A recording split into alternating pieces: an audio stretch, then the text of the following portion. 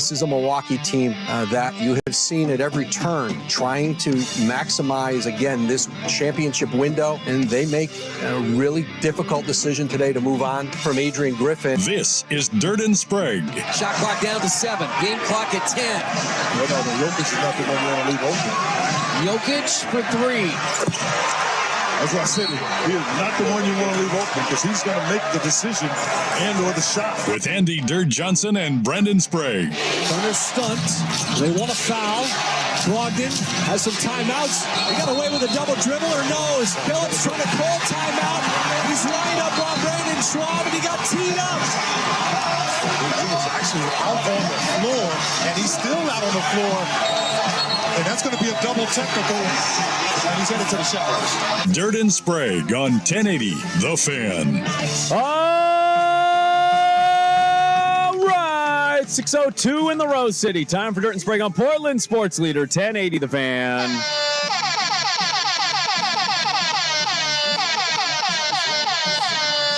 Hump Day. Happy Hump Day, everybody. Hello, good morning. What is happening? Nice little Wednesday morning here with you. We do got a nice little Wednesday morning. Felt good. I like to lay down and sleep with rain just pouring on my house. The sound of rain. It was tough when the power went out. We're fan people. Sleep with fans every night. I like in the winter? Even in the winter, yeah. Is it the noise? It's the noise. We also run hot. You get the feet get hot. You can take them out of the covers. You got a little cold air hitting your feet. Well, it's like seventh heaven, man. Your wife is probably running hot and cold like all day at different moments. I mean, temperature might be our biggest concern right now because they tell you your house has to be decently warm for a baby. Our house never gets over 67 degrees. Oh, people in the 20s figured it out. You'll be okay. That's my thought process, too. But not having the sound of the fan, it was hard to sleep without power because of that. I'm so used to it now at this point. Yeah. You take it out of my life, it's like a missing link. I'm a big believer in that in the spring and summer because it does kind of feel nice when it hits the one leg that's out of the blanket. Feels good. You know what I mean? The blanket's like between your legs. One's under, one's out. So you're an oscillate guy? You like going back and forth with the fan, or do you just keep it on one spot? Because I'm a one-spot guy. I want it on my feet only. Oscillate? Isn't that the word when you go back and forth? Is that the right word? Dirt is correct. I didn't question if it was real. I'd never heard that word in my life. Well, the way you said that made me question myself. I didn't think I knew that word. Maybe I made that one up. You're not stupid, but sometimes you just say a word and I'm like, what? You know what that word is? You kind of put two words together. Sometimes it works out. No, what I've learned in my 37 years of life is I don't have the fan from nipple up. If the fan is pointed near us, it's belly button down. That's what it's got to be. Because it's actually really bad for your throat. It dries it out. Your sinuses can get bad if the fan's just blaring in your face the whole night. Totally. It's not good. So I like it in that way. I'm not doing that in the winter. I have a nice warm Costco blanket that I bought. It's one of the best purchases I've ever purchased. That's all you need. Oh, it's amazing. It is the worst feeling, though, when you accidentally have that fan on you and you don't quite realize it. And then if you're like a mouth sleeper, like you open your mouth while you sleep and you just wake up and you're like, you can't breathe. It's all dry. You need water. It's not good at all. It's horrible. It's a great sound effect you like just that? made there. You want to be able to pull that one? If we were in like a non-sexual gay relationship, you and I, which, that's basically what this is. We meet up every day. We're partners. Yeah, we are partners. My family thought we were gay for a while. Do you not remember that story? I always forget that story, and then you say it, and I'm like, oh, yeah, they really thought that. I had 4 family members that legitimately thought we were gay. That was a thing for a while. Because we worked together? No, because when we went to the Nebraska-Oregon game years ago in Lincoln, Nebraska. We didn't specifically use the word partner instead of co-host. My mom came back, and she was having coffee with some family members and said, Andy's partner joined us in Lincoln. And they said, well, I'm glad that he's accepting of that now. Were they like, finally he's admitting he's these red flags over the years, it all makes sense now. The partner, what? No, not that there's anything wrong with that. One of them still in the back of their mind. Yeah, this marriage is fake. Seeing the baby. He's having a kid. Is that his? Not buying it. Not buying it. But the one thing I think that would ruin our relationship, and I will raise my hand proudly and loudly here. I don't run hot.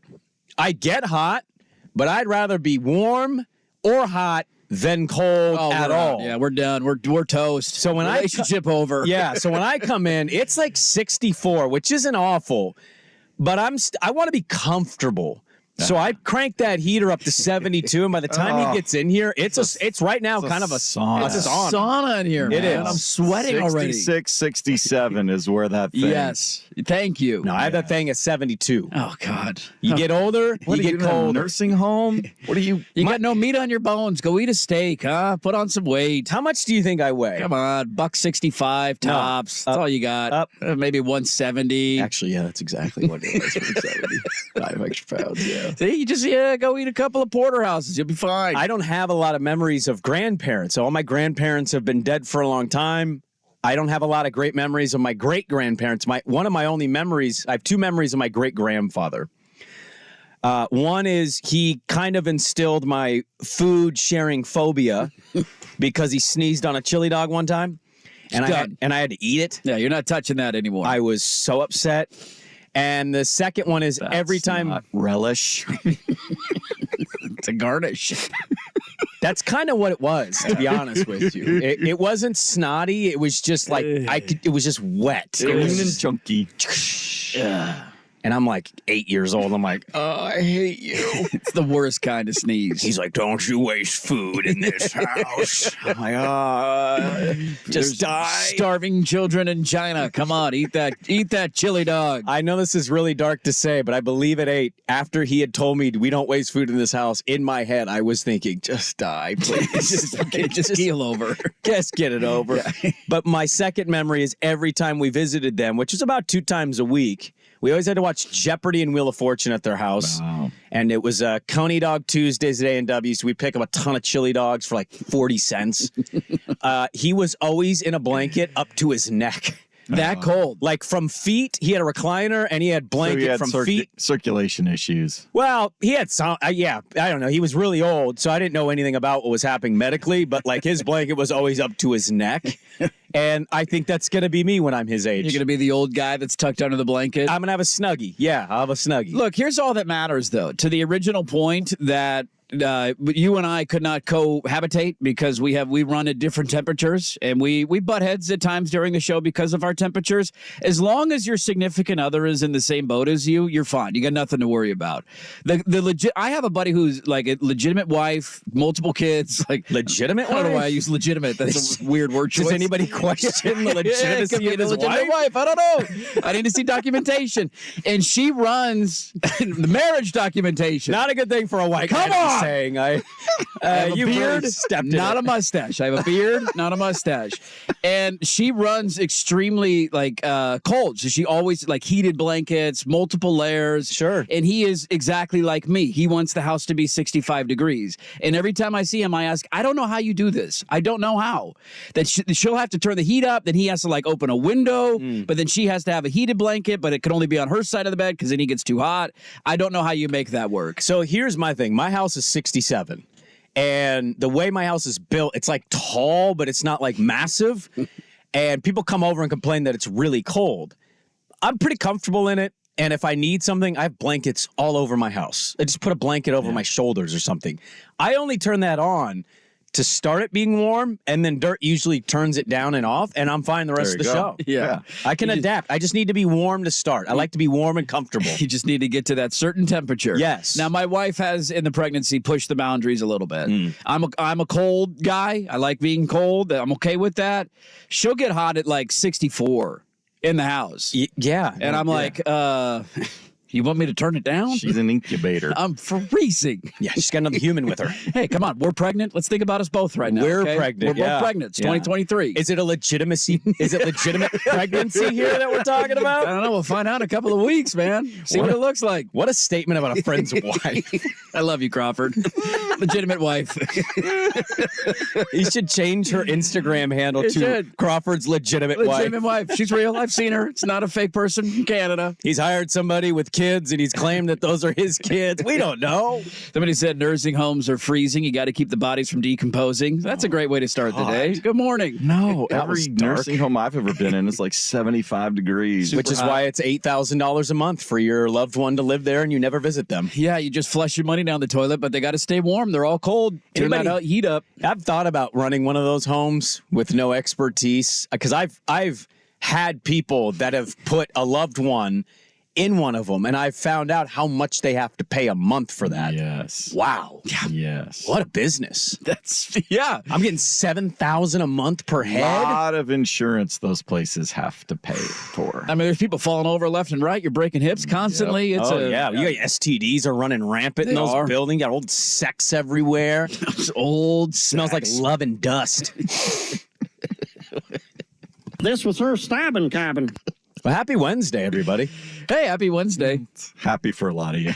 Boy, we got into a lot of things here. Gay relationships, legitimate marriage. We even have a gay listener who is texting into the show. I love it. Look at that. Come on in. Full circle. We're all friends here. You're damn right we are. We have a lot to get to today. I think I witnessed the Blazers' second-round draft pick last night, so... Yeah, I think you realized a lot last night. You were talking high and mighty about winning that game, and you blew a 14-point lead. Ouch. Yeah. This was a rebuilding year for the Toreros. The Fighting Lavins came in. Fighting Lavins. They slicked their hair back and got a dub. Transfer from Black Hill State. Swag goes from Black Hill State. Swag real place. 3s on us. Swag drops this. They blew a 14-point lead. The Pilots did. They lost by 5 to this kid who hit 9 threes. Swag goes. It was 4. What? 85-81. We lost by 4. Whatever. Come on, get your numbers right, okay? We're trending in the right direction. We only lost by 4. You know things aren't going well when Swag drops this line. Yeah, that kid was a stud at D2. Yeah, okay.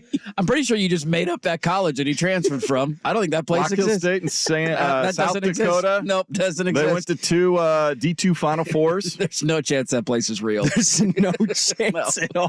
Not buying it. Not buying it. We got Matt Mayoko at 8 a.m., so we'll continue our NFL playoff things. I'm saving Detroit for Friday. I'm being honest here, and some listeners don't like this, and I get my only concern about Friday is that the travel day. Well, I mean, I don't know if every person covering the Lions is going to travel. Well, that's true. We'll figure it out. I think they go. Well, yeah, I'll get it figured out. But we'll get a Detroit person. I am, and I always kind of have been a bandwagon from my childhood and adulthood. I've been a Niner fan, and it's awesome. I think this is a lot of fun. This run. I'm in a weird place because every day I read about the Lions. Every day I listen about Lions, and I just love the Lions. I think they're a great story. I know why America's rooting against my team. And people don't like to hear this, but admittedly, if the Niners lose, I'm going to be kind of pissed.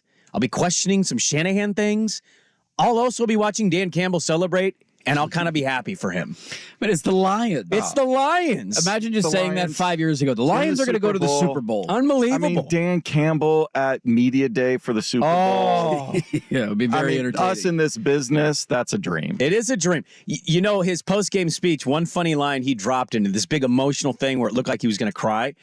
He has a line where he's talking about their schedule, and he goes, "We got 2 more. With a bye in the middle. With a bye in the middle." He was really excited about that bye. You get a week off. He was really jacked for his guys because he was a player. He knows what those byes can mean physically. They have not won a road playoff game, I believe, since 1957. Yeah, that is correct. Sounds about right. They're due. I listened to some NFL things, and matchup-wise, it doesn't feel great for them. Mm-hmm. But also, we just kind of said this about Green Bay and San Francisco, and Shanahan choked on clock management. Who the hell knows who's going to show up on that 49ers sideline this weekend? I don't know how good Brock Purdy's going to be, or if Aiden Hutchinson's going to be a nightmare. So we'll save the Lions for Friday. Try to work for Baltimore. Baltimore's a hard city to find somebody at. I know that sounds ridiculous, but it is. Baltimore tomorrow, and today, Matt Mayoko, the Daily Ticker, will be bumped to 8 a.m. We got Statter Story we're going to get to as well. Swag has a really nice Statter Story.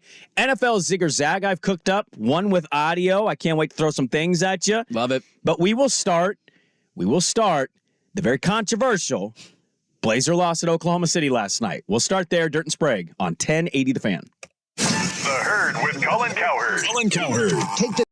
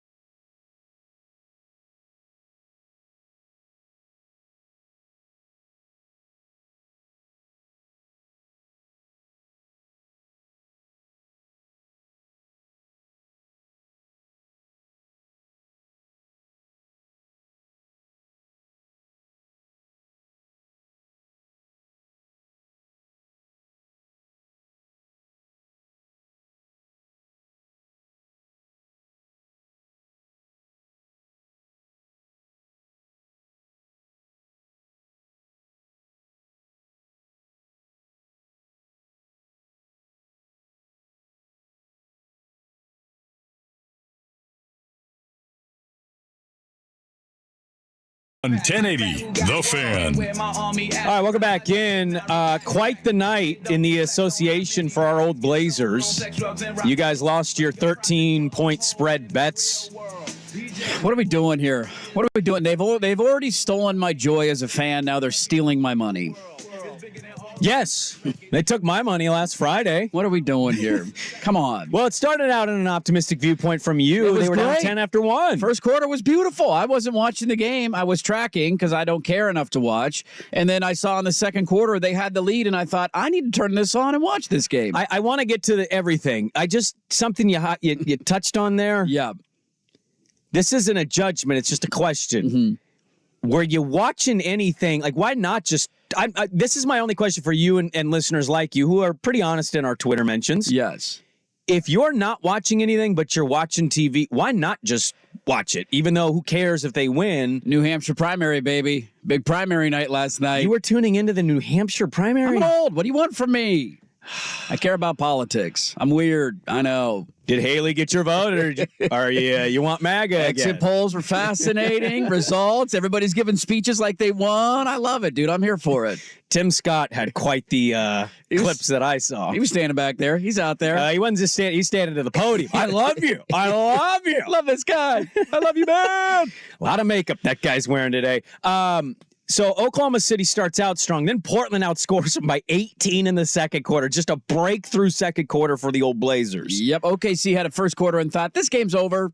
And then Portland said, we actually came to play tonight. And it was a dogfight. And Portland played pretty well. Scoot had a great game for them. Ant wasn't efficient with, he was 5 of 12 from the field, but he hit some big shots down the stretch. I thought Jabari was awesome. He was great. Jabari's been one of the bright spots of this crap season so far to me. I said yesterday, I can see the vision, but I can't see the vision in the vision. Jabari's one of the pieces that I look at and I say, feels like a guy. Feels like a guy. I think it's 3 straight games now in double figures for him, or with a double-double. I mean, he's on a nice little run here in the last week. He plays pissed off. Yep. He's a smart player for his age and his inexperience. He's just making things happen for them. Why haven't you brought up dominating yet? It's a conversation, I think, for a different day, to be honest with you. Okay. I didn't know if we wanted to talk about dominating. I did bring it up on a poll question, and I got called out for it, and then he went and had 5 points and 7 rebounds. I didn't know he was playing half the game. I forgot that he was even in the lineup. I thought, did he get snowed in Oklahoma City, too, and not make it to the arena? So let's get to the play-by-play here. So this is Blazers up 1. Yes. There's about 40 seconds left. Brogdon has the ball near the sidelines. Blazers have timeouts. Oklahoma City's going to double, obviously, to try to create a turnover. Portland and any other team in this situation, refs are normally looking for timeouts to be called because that's what happens. Yeah. The ref, for some reason, didn't hear or pay attention, didn't see Brogdon or hear Brogdon. Chauncey's screaming, but his hands are low, so I don't think the ref could see it up. These guys are, 6'7", 6'8", and no timeouts called. Brogdon gets frustrated, drops the ball again. He's called for a double dribble. Swag, let's play the technical sequence. This is from Valley, Oklahoma. I wanted to play our buddy Demers. I couldn't find the cut. We couldn't find the cut. Here is Valley, Oklahoma's call on the Chauncey Tech. Thunder stunt. They want a foul. Brogdon has some timeouts. He got away with a double dribble or no? Is Phillips trying to call timeout? He's lined up on Brandon Schwab and he got teed up. He was actually out on the floor, and he's still out on the floor. And that's going to be a double technical, and he's headed to the showers. Now you've got Scott Brooks out on the floor. Yeah. The Blazers incensed that they didn't get the timeout called. Well, I don't know why the player didn't call it. Brogdon tried to dribble the basketball, and he had his back to Chauncey Billups, and Chauncey was pretty upset as the coaching staff was grabbing him. Brogdon trying to call timeout, got tied up, then dribbled. You see the indication that he was trying to call timeout. Chauncey Billups thought it should have been granted. Brandon Schwab didn't give it to him. And there's Billups out on the floor. All right. Well, he gets tossed after that. Yes. He is ejected from the game. Oklahoma City gets the free throw, ties it. Williams hits the 2-point shot. They go up. They end up winning. This isn't important, but I love that our out-of-bounds play is a lob. With 2 seconds left. After Ant had hit a deep three. Like, I don't care if he's 5 feet behind the three-point line. I'd rather Anthony Simon shoot a three there. You got enough time to catch and dribble twice with 2 seconds left almost. I mean, that's an eternity in NBA world. I hated that play. It was a horrible play. I hate that play. Malcolm Brogdon throwing a lob to DeAndre Ayton at the rim, and it came up short. Well, here's Chauncey in the postgame talking about that sequence and getting tossed. This was a tough situation. You know, we got timeouts. Referees usually are prepared for that, that instance, that situation. I'm at half court trying to call a timeout. It's just frustrating play. Malcolm should feel just as frustrated. He was trying to call a timeout as well. What else would you be trying to do in that situation? It's a bang, bang, easy, simple play. 2 refs on this game, Dirt, are first-year refs. They had 2 refs in their first year working the same game together. Doesn't seem like a good strategy. Well, the refs are having a bad moment. The league in itself is struggling in a lot of ways. I've always said, love the sport, hate the league. Swag and I talked about this before the show. The Minnesota-Charlotte game with Cat 62 that they lost. Yeah, 2 nights ago. The last 2-minute report came out, and the NBA said that they missed 12 calls in the last 2. Just in the final 2 minutes. That's so incredibly bad. This was... who cares about winning and losing, right? Like if you're tied up in, oh my God, I'm so bummed that they lost, like get a life and go outside and touch some grass. Well, but it would look. I hear you, but it would have been kind of cool for them to win that game. No, it would. It means literally nothing in the grand scheme of things. Nothing changes. Okay, you're still in the same spot. There's no impact. All right, win or you loss. poo-pooed my party. Leave me alone. But here's what I will say. I'm actually, first off, it turned out perfect because it was a competitive game that you lost, and that's exactly what you want. You don't want to get blown out. You want to be involved late and give fans a reason to watch for 4 quarters. I think other fans have asked over the last couple of weeks for Chauncey Billups to show some fire, some passion, like in games where his team just completely no-shows. Can we break a clipboard on the sideline? Can you get tossed early? Can you show some emotion? I was glad that he did this last night. It probably cost him the game, gave him a free throw. They missed the first one, made the second one, and as you point out, hit the game-winning shot before Portland's final possession. But I loved it that he got pissed off. That was a BS call. They were clearly fouling Brogdon, and I hate that officials don't just quickly blow the whistle in those situations when the team is clearly trying to foul. Well, but you say that on the side of the team with the ball in the lead. When it's your team down 1 and you send a double, you kind of want that to be extended a couple seconds so they can maybe get the steal. There's bias there, undoubtedly, when it's working against your team or for your team, but I hate that they're allowed to basically do whatever they want in those moments. You grab an arm, you scratch a guy, but you know that if it's a foul, it's not the end of the world. That's ultimately what you want, and so if you hammer a guy pretty hard, it doesn't matter. They're going to call the same foul either way. Billups was clearly trying to call a timeout. Brogdon himself tried to call a timeout. They didn't grant any timeout.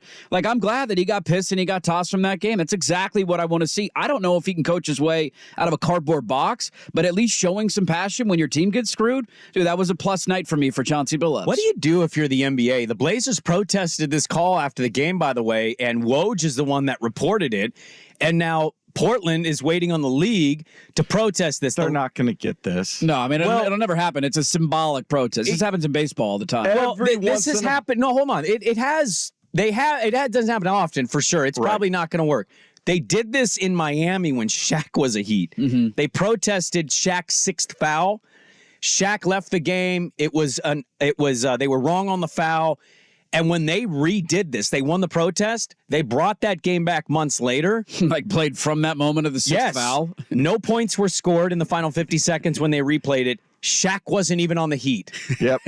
Shaq was gone at that point. That's fantastic. So, that's the last time this protest has worked. That was a technical scorebook keeping error. Yes. Like in the book, they assessed a foul to the wrong player or something like that. It takes a very, very specific technical miscue like that Isn't this this does kind of fall under that, right? A standard timeout. I mean, you're just going to say that the official didn't see it. You need to be more vocal. If you saw need the to call pool it sooner. report from the lead official, that official over there was correctly in position, and he was staring at Brogdon to call the play. It's not his responsibility, as Chauncey alluded to pay attention to him if the play is in front of him. Well, here's the other part of this. Now, what the offside official's looking at, I have no idea. That's what I'm saying is there has to be a ref keeping an eye on Chauncey specifically in that moment while the sideline ref is watching the play and the other ref is keeping an eye on things.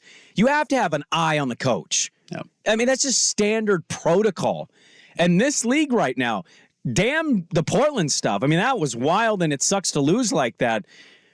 This league has a little bit of a ref problem right now. Oh, it for sure does. And you know where this is going to hurt the most? Playoffs. You wait until that sequence happens in a playoff game. Then what's the league going to do? I mean, I can't remember who they were playing, but the Lakers had this moment earlier in the season. It was almost an identical play where they inbounded the ball. Was it LeBron who had it, or he was maybe away from the ball? But there was a strip and an easy layup. But they granted the Lakers the timeout in the game because it was somebody got trapped or double teamed in the backcourt. He eventually had the ball stolen from him, and then somehow, as the ball was already stolen, they granted the Lakers a timeout. Yep. And so there's a lot of inconsistency here. The only other thing that was the Phoenix game. Was it the Laker-Phoenix game? I just remember it was LeBron, and everybody. Of course, the Lakers get that call, and here it is, Portland not getting the call. The only other thing that I just got to get off my chest from last night, and I have harped on this a lot this season, and I got to do it again. Yeah, go ahead. Dude, I have not watched every Blazer game from start to finish. You didn't even watch last night. This team sucks, and I don't care that much. Stop crapping on my team. But I was watching last night because they were costing me money, and I wanted to see if OKC would wake up. In the process of watching, it was really fun to see Scoot have one of his best nights in the NBA. Scoot was fantastic last night, and there were moments where he was a plus 17 off the bench. I know we don't care that much about that stat, but that's important for me. He had the moment late in the game where he drove and had the good finish at the rim, the and one, that was a strong move. Dude, in 26 minutes, he was fantastic. And then you get in the final 4 minutes of the game in which he has played one of the best games of his NBA career, and what happens?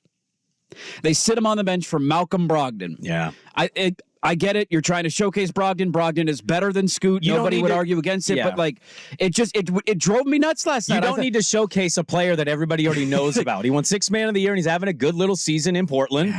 You don't need that's not what it is. This is the only reason I would care enough to watch games is to see how he develops and how he plays in certain moments. And I get that he's going to have his clunker nights. He's 19 years old, and I understand that. He's had a lot of them this year. He was terrific last night. And to not have him on the floor, handling the ball late in the game, learning valuable lessons that he could lean on, it was driving me nuts at home. My wife didn't know anything about Scoot, and we went to the game Friday. We had pretty good seats for what we paid. She liked the goggles?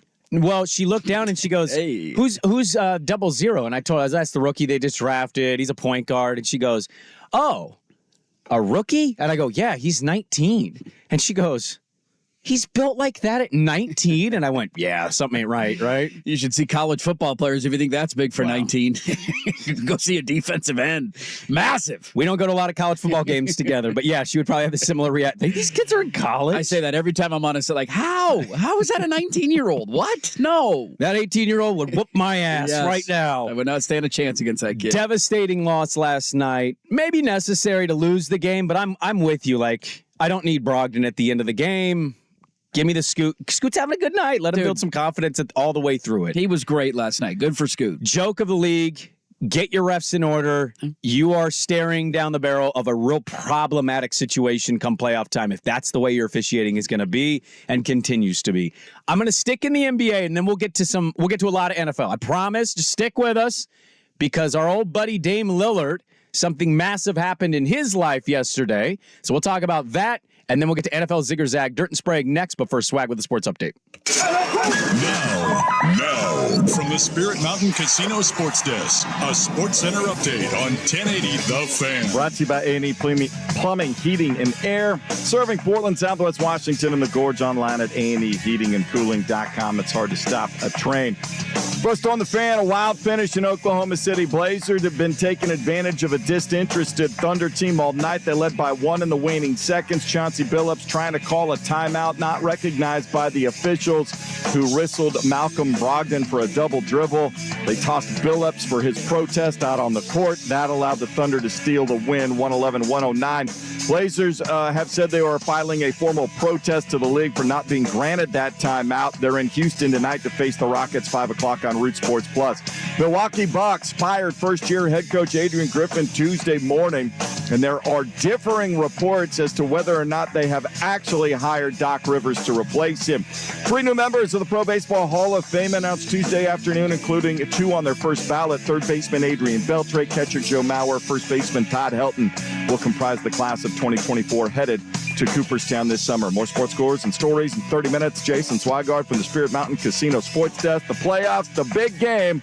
Watch and wager on all the action at Spirit Mountain Casino. Learn more at spiritmountain.com. The home of prime time with Isaac and Sue. Weekdays 3 to 7, 1080.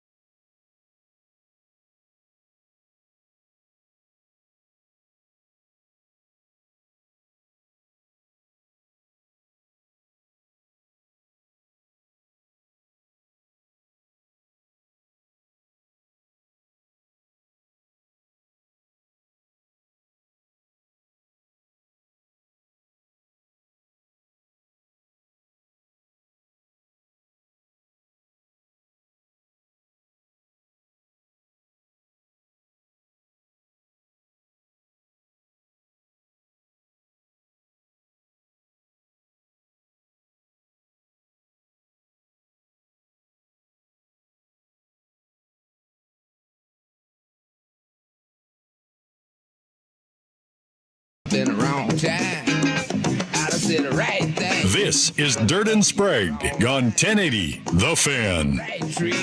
You know, admittedly, at this time of year, it's not often we have back-to-back basketball segments here, and so I understand everybody. It's like football, feed me my football. Feed me more football. When you have an NBA playoff favorite firing a first-year head coach with a 30-13 record, tends to draw some attention. Second in the East. That was one of those when I saw that announcement today. I wasn't surprised because you've talked about this a lot, but I thought to myself, I don't really know how the Bucks are doing, and I went and looked at the standings and just started laughing.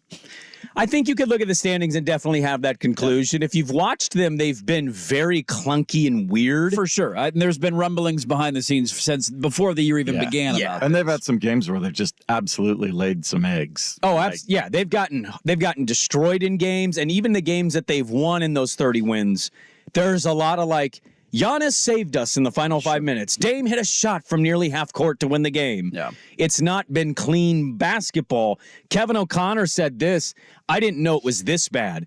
One big glaring coaching mistake, and I say this as, really one of kind of the top 8 coaches in the 6th grade Hoopers League in the Clackamas County area. You got the pedigree to back it up. There's only 8 of us, actually. So I'm in that top 8 somewhere. Top 8. Run the pick and roll with Giannis and Dame seems like a fairly obvious thing. Do you know Kevin O'Connor told me they run it 10 times a game? Really? They're running it 10 times a quarter. Yes. How do you defend that? My only offense would be pick and roll with Dame and Giannis. We're starting there until teams show us how they're going to defend it and come up with something that forces me to look at a different set. I'm doing that. They have fired Adrian Griffin. They are 43 games into their season. They're second in the East. And now it appears that they're going to hire Doc Rivers, according to CNN Sports, that doesn't exist. They are going to hire, or they have hired Doc Rivers.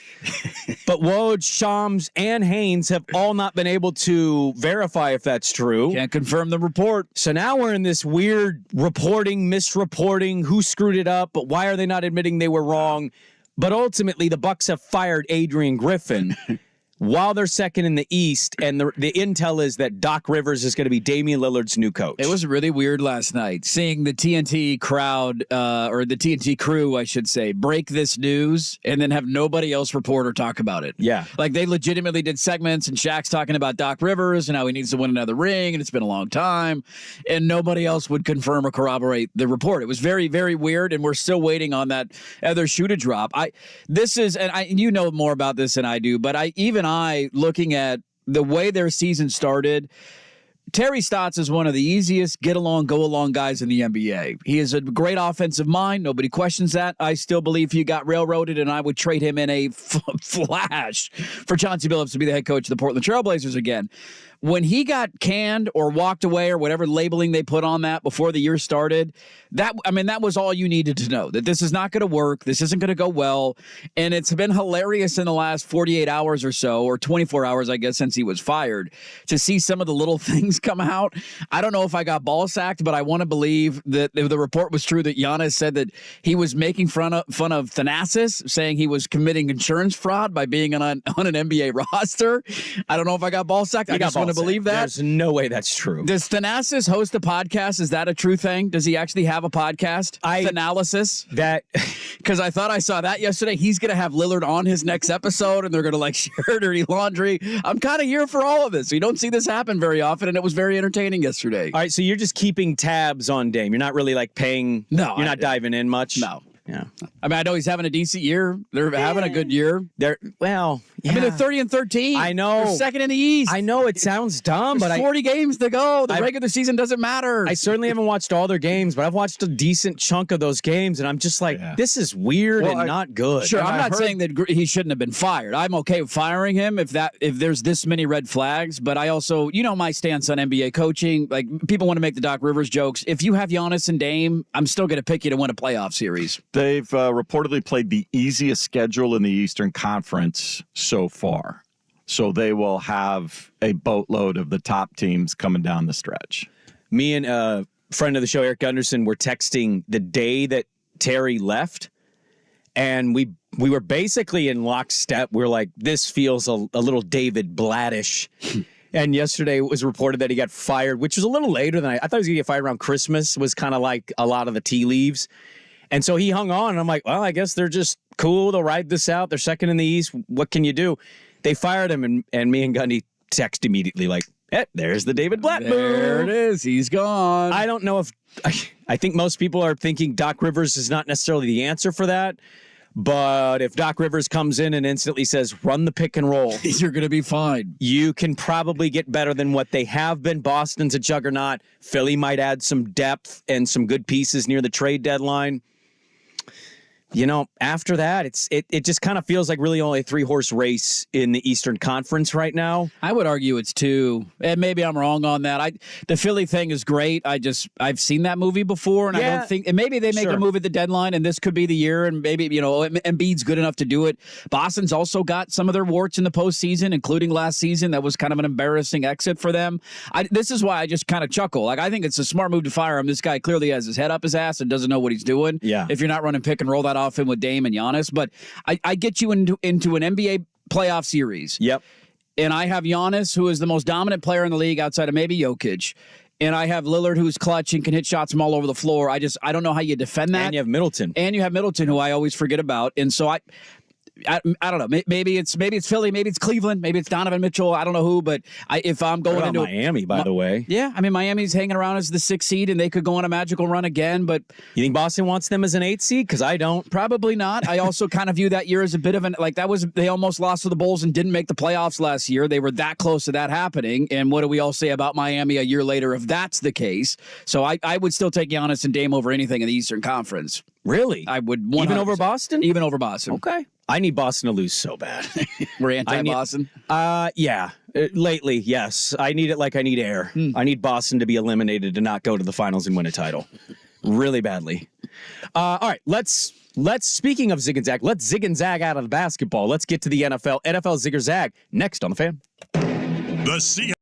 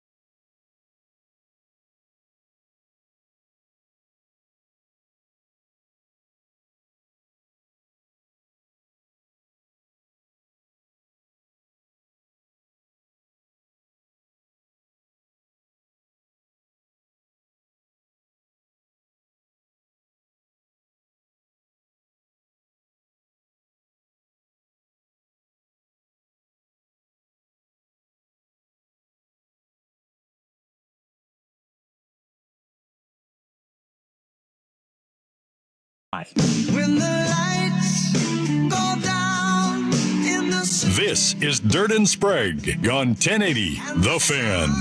All right, we have a lot to get to in the second hour of the show. I want to talk about the NFC title game and an element of it to start the second hour of the show.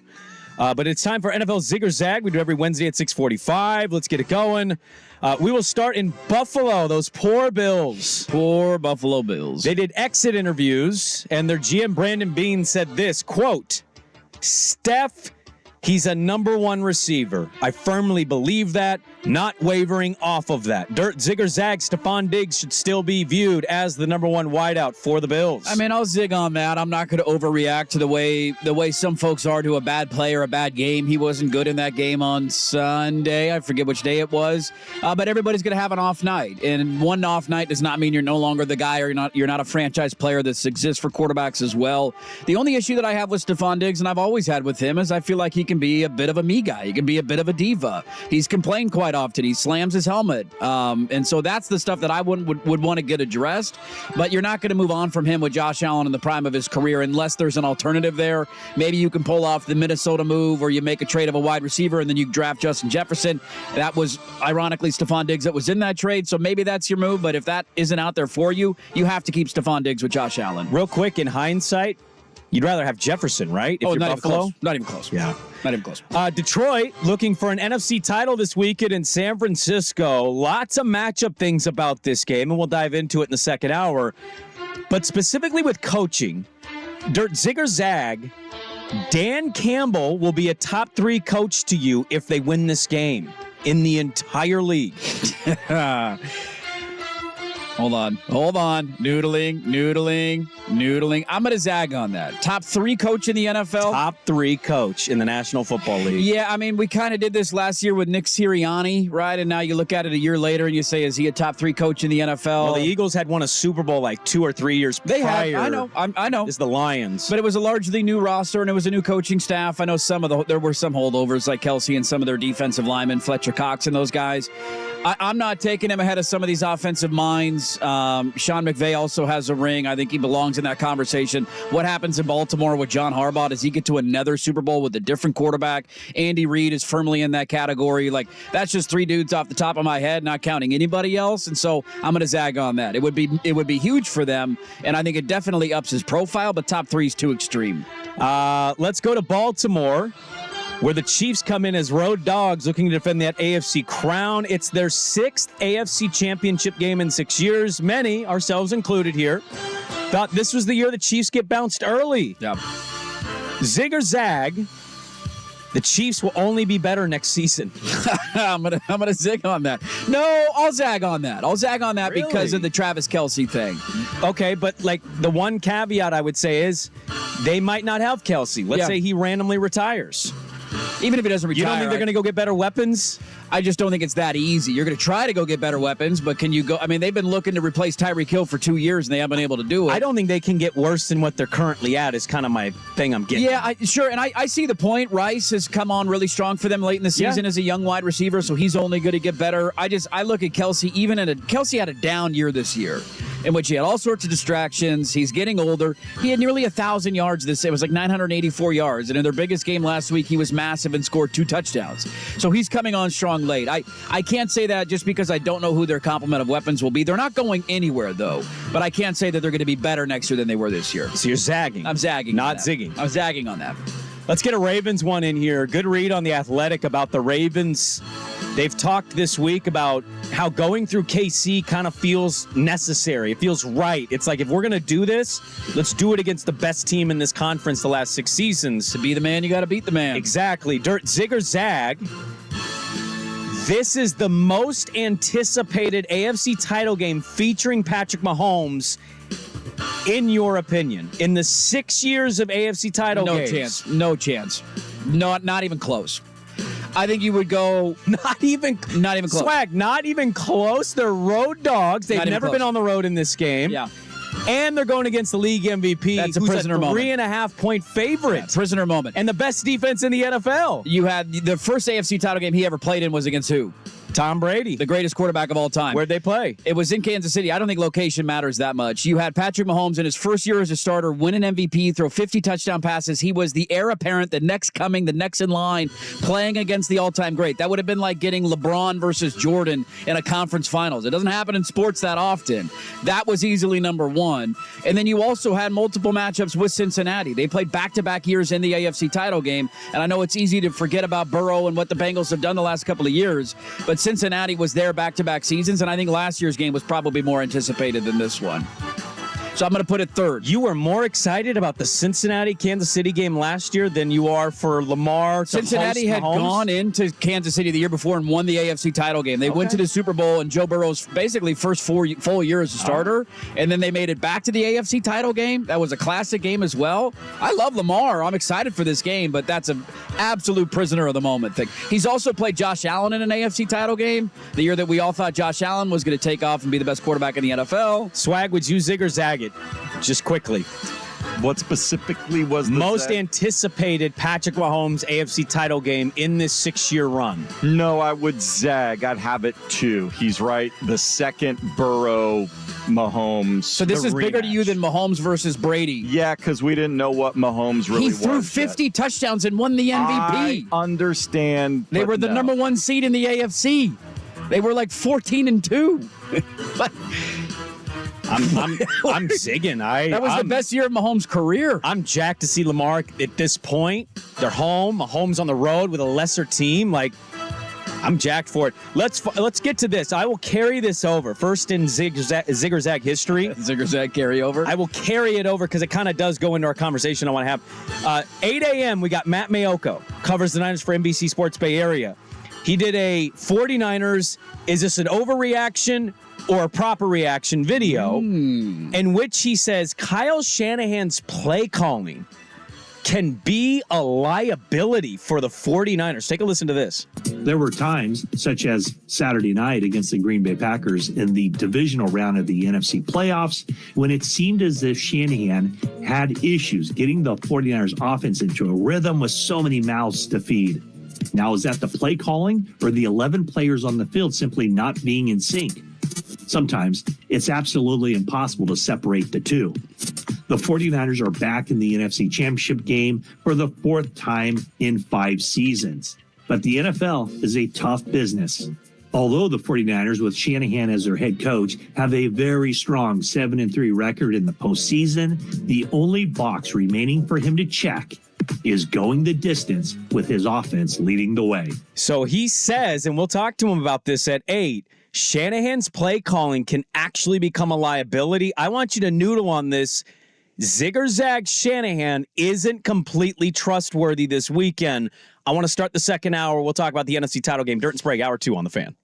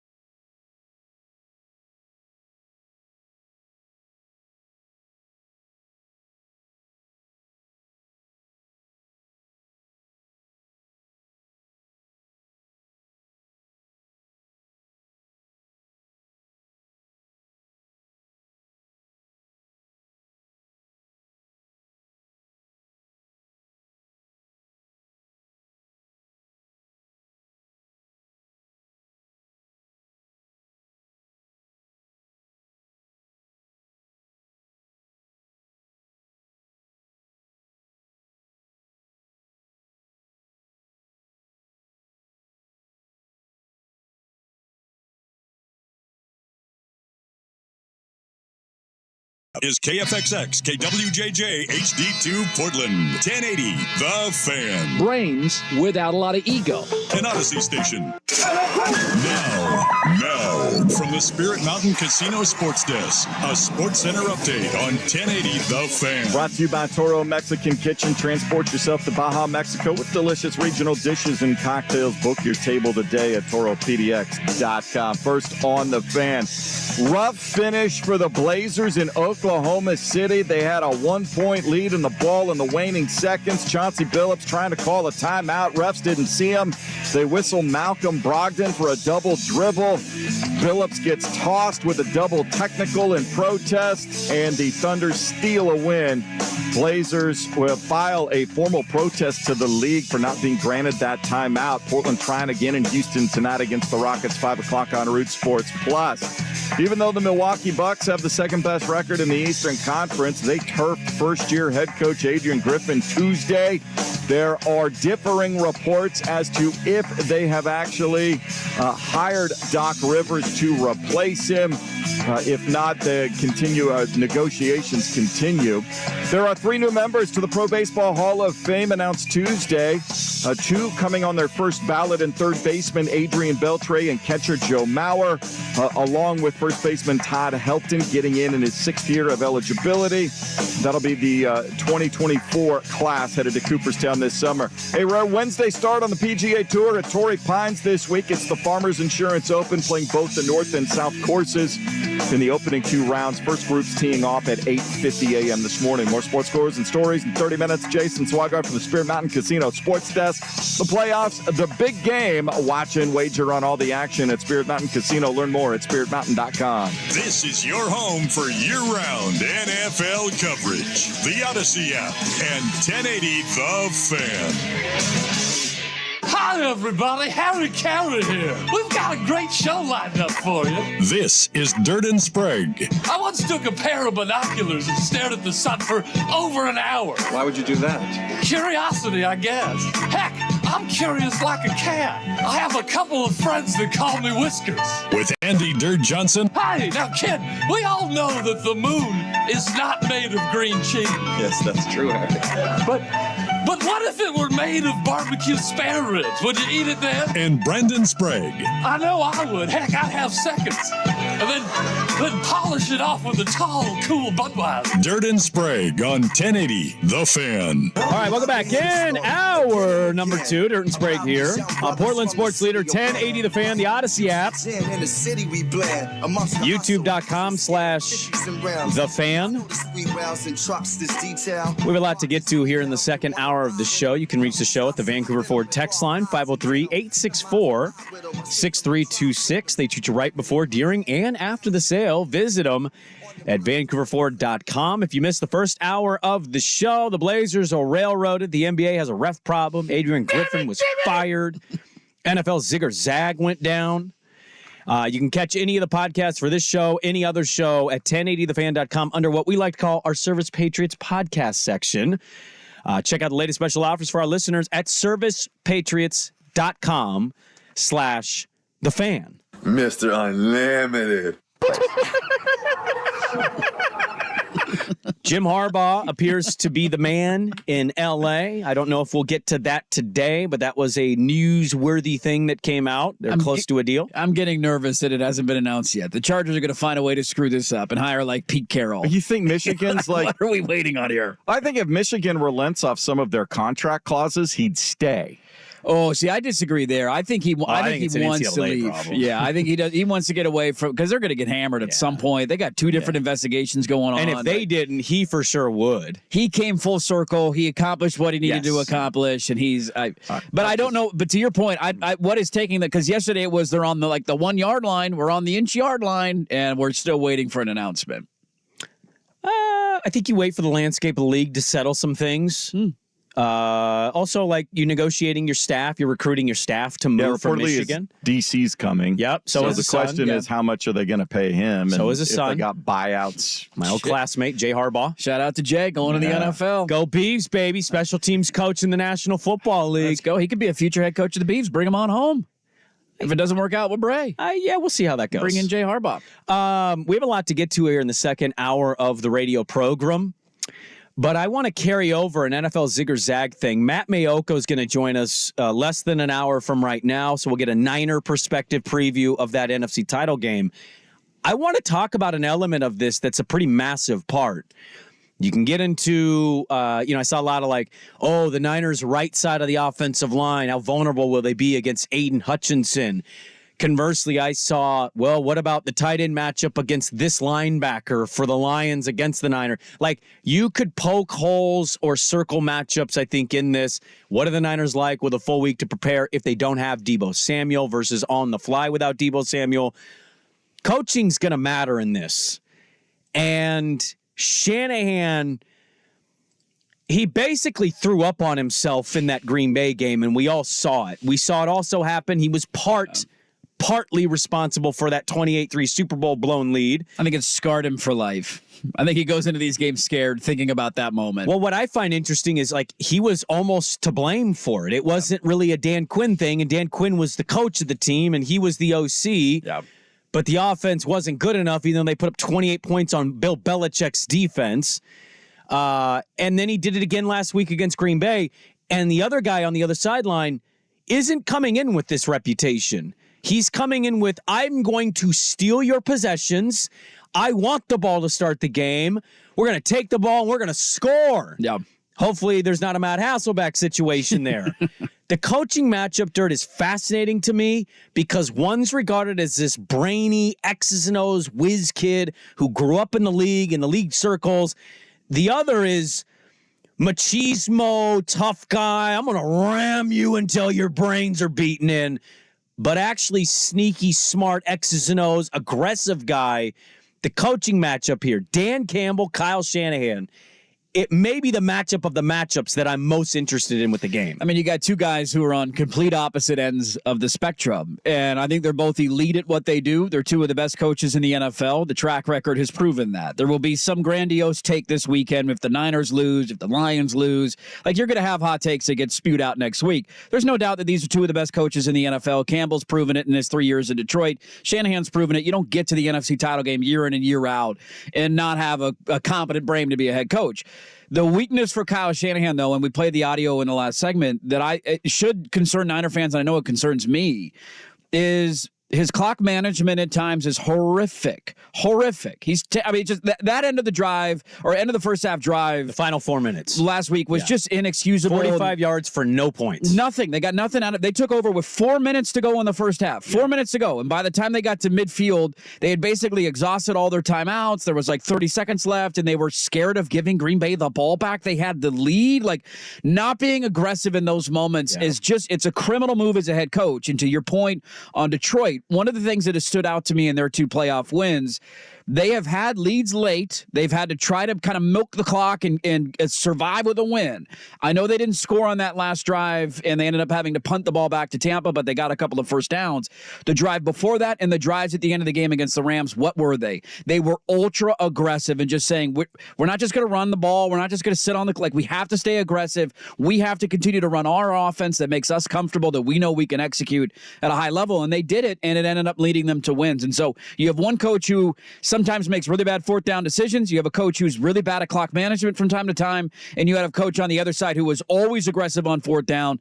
I don't know as much about his clock management, but two very different styles this weekend in San Francisco. You've got one guy that, it's weird to say this. I think everybody knows he's a good coach given where the Lions are at right now and where they were when he started. Yeah. But his sound bites and his just kind of physical demeanor, they almost overshadow the actual brilliance of coaching that he and that staff are. And I know not everybody's doing that, but I'm just saying, when you think Dan Campbell Lions, you're like, hey, can we get the audio? I want the audio. What's the audio? What did he say? How did he say it? What did he look like when he said it? And the other side is brainy, I know more than you. I've been around this game my whole life. I'm from the Shanahan tree, which comes from the Walsh tree. But you're so right. It's always been kind of the nitpick thing. You can't get to an NFC title game this many times. No, is it 4 and 5 years or whatever they're at now? I don't know how many teams, but I would put it in probably the upper 80 percentile of the league would probably fire their coach if they knew they could get him. Oh, without a question. And I watched his post-game presser. Mayoko kind of pressed him on some of the throw things, and he doesn't like to be overly pressed because, again, I think he carries an arrogance to him of, I know this game. I grew up with this game. You don't understand nuances. Yeah. Right? I think there's an element to that with Shanahan, and that's why I kind of find him fascinating. It's not just the brilliance. It's the, I know more than you, but like also it's cost my brilliance. It's Peyton Manning-esque. I'm almost overstudying too much. Yeah. There's a field of football, you're just too prepared in a way, and your own thoughts get in your way. He was asked about that final drive, and like he's fully acknowledging, yeah, I don't want him to have the ball. It's like I just don't think that's the proper way to do that. And by the way, your defense is a top 10, top 8 defense in the league. It's coaching scared. It's scared to make a mistake. Yeah. It's scared. What if we give up another? Right. Instead of saying, we trust our offense, we trust our defense, let's be aggressive here. When they do that coin flip, and let's say Detroit wins the toss, do you think Dan Campbell's going to choose to have the ball? I have a feeling that he will. I do too. It's Man Campbell. He's going to bite your knee off. Because you know what he's not caring about at that moment? He's not thinking about who's going to have the ball in the final 2 minutes of the half. No. Like, trust your guys. Yeah, I go back to some of the play calling as well, and I was yelling at my TV early in the game. They had a 39-24 pass-to-run ratio. Brock Purdy, if there's a weakness that he has, it is clearly playing in bad elements, because his other bad game this season, or one of the ones that you would put in that category, was the game in Cleveland that they lost. They almost won. Moody missed a kick late in that game, ironically. But that was a rough game for him, and it was bad conditions. It was windy. It was wet. He had a hard time holding on to the football. To have him in those situations attempt 39 passes and have only 17 carries for Christian McCaffrey, I know a lot of it was boosted by one run. He had the 40-yard touchdown run that helped his overall numbers pretty well, but he averaged almost 6 yards a carry when you look at the entire ball game. Like, I didn't like that split. I thought they were going to be far more aggressive running the football, and he came out and threw it 39 times. The quarterback, who was clearly struggling, he was grabbing his towel in the middle of his drop back. He was having such a hard time holding on to the football, and I look at that and I wonder, right out of the gate, they had a good run on first down on like their opening drive, and then it was pass. One of them was nearly a pick six, and you're like, yeah, let's run the football. Let's settle into this game a little bit. And he came out just trying to fling it. I don't know if it was trying to get the playmakers involved, but sometimes you can outthink the room. Instead of just saying, dude, our offensive line is good. I have the best running back in the NFL. Let's just get 4.5 yards a carry for a couple of drives here. Let's settle everybody into the game, and then we'll find a way to evolve the offense from there. He came out slinging it all over the place, and Brock was clearly struggling. There's an element of this I want to carry over. We have a lot to get to here in the second hour of the show. We're going to get to what has happened, I think, in the last week, maybe less, in Seattle, a state of a B1G football team and what they're doing, because I know locally a lot of people don't like them, but you got to keep tabs. We got to keep tabs in the old new B1G. The B1G. So we'll dive into a little college football here in the second hour of the program. Again, Matt Mayoko, who covers the Niners, going to join us at 8. I want to carry something over of what you just said there and how it seems ridiculous to say this out loud, but it's kind of a real true thing. And so we'll carry this over. More NFC title game talk next on The Fan.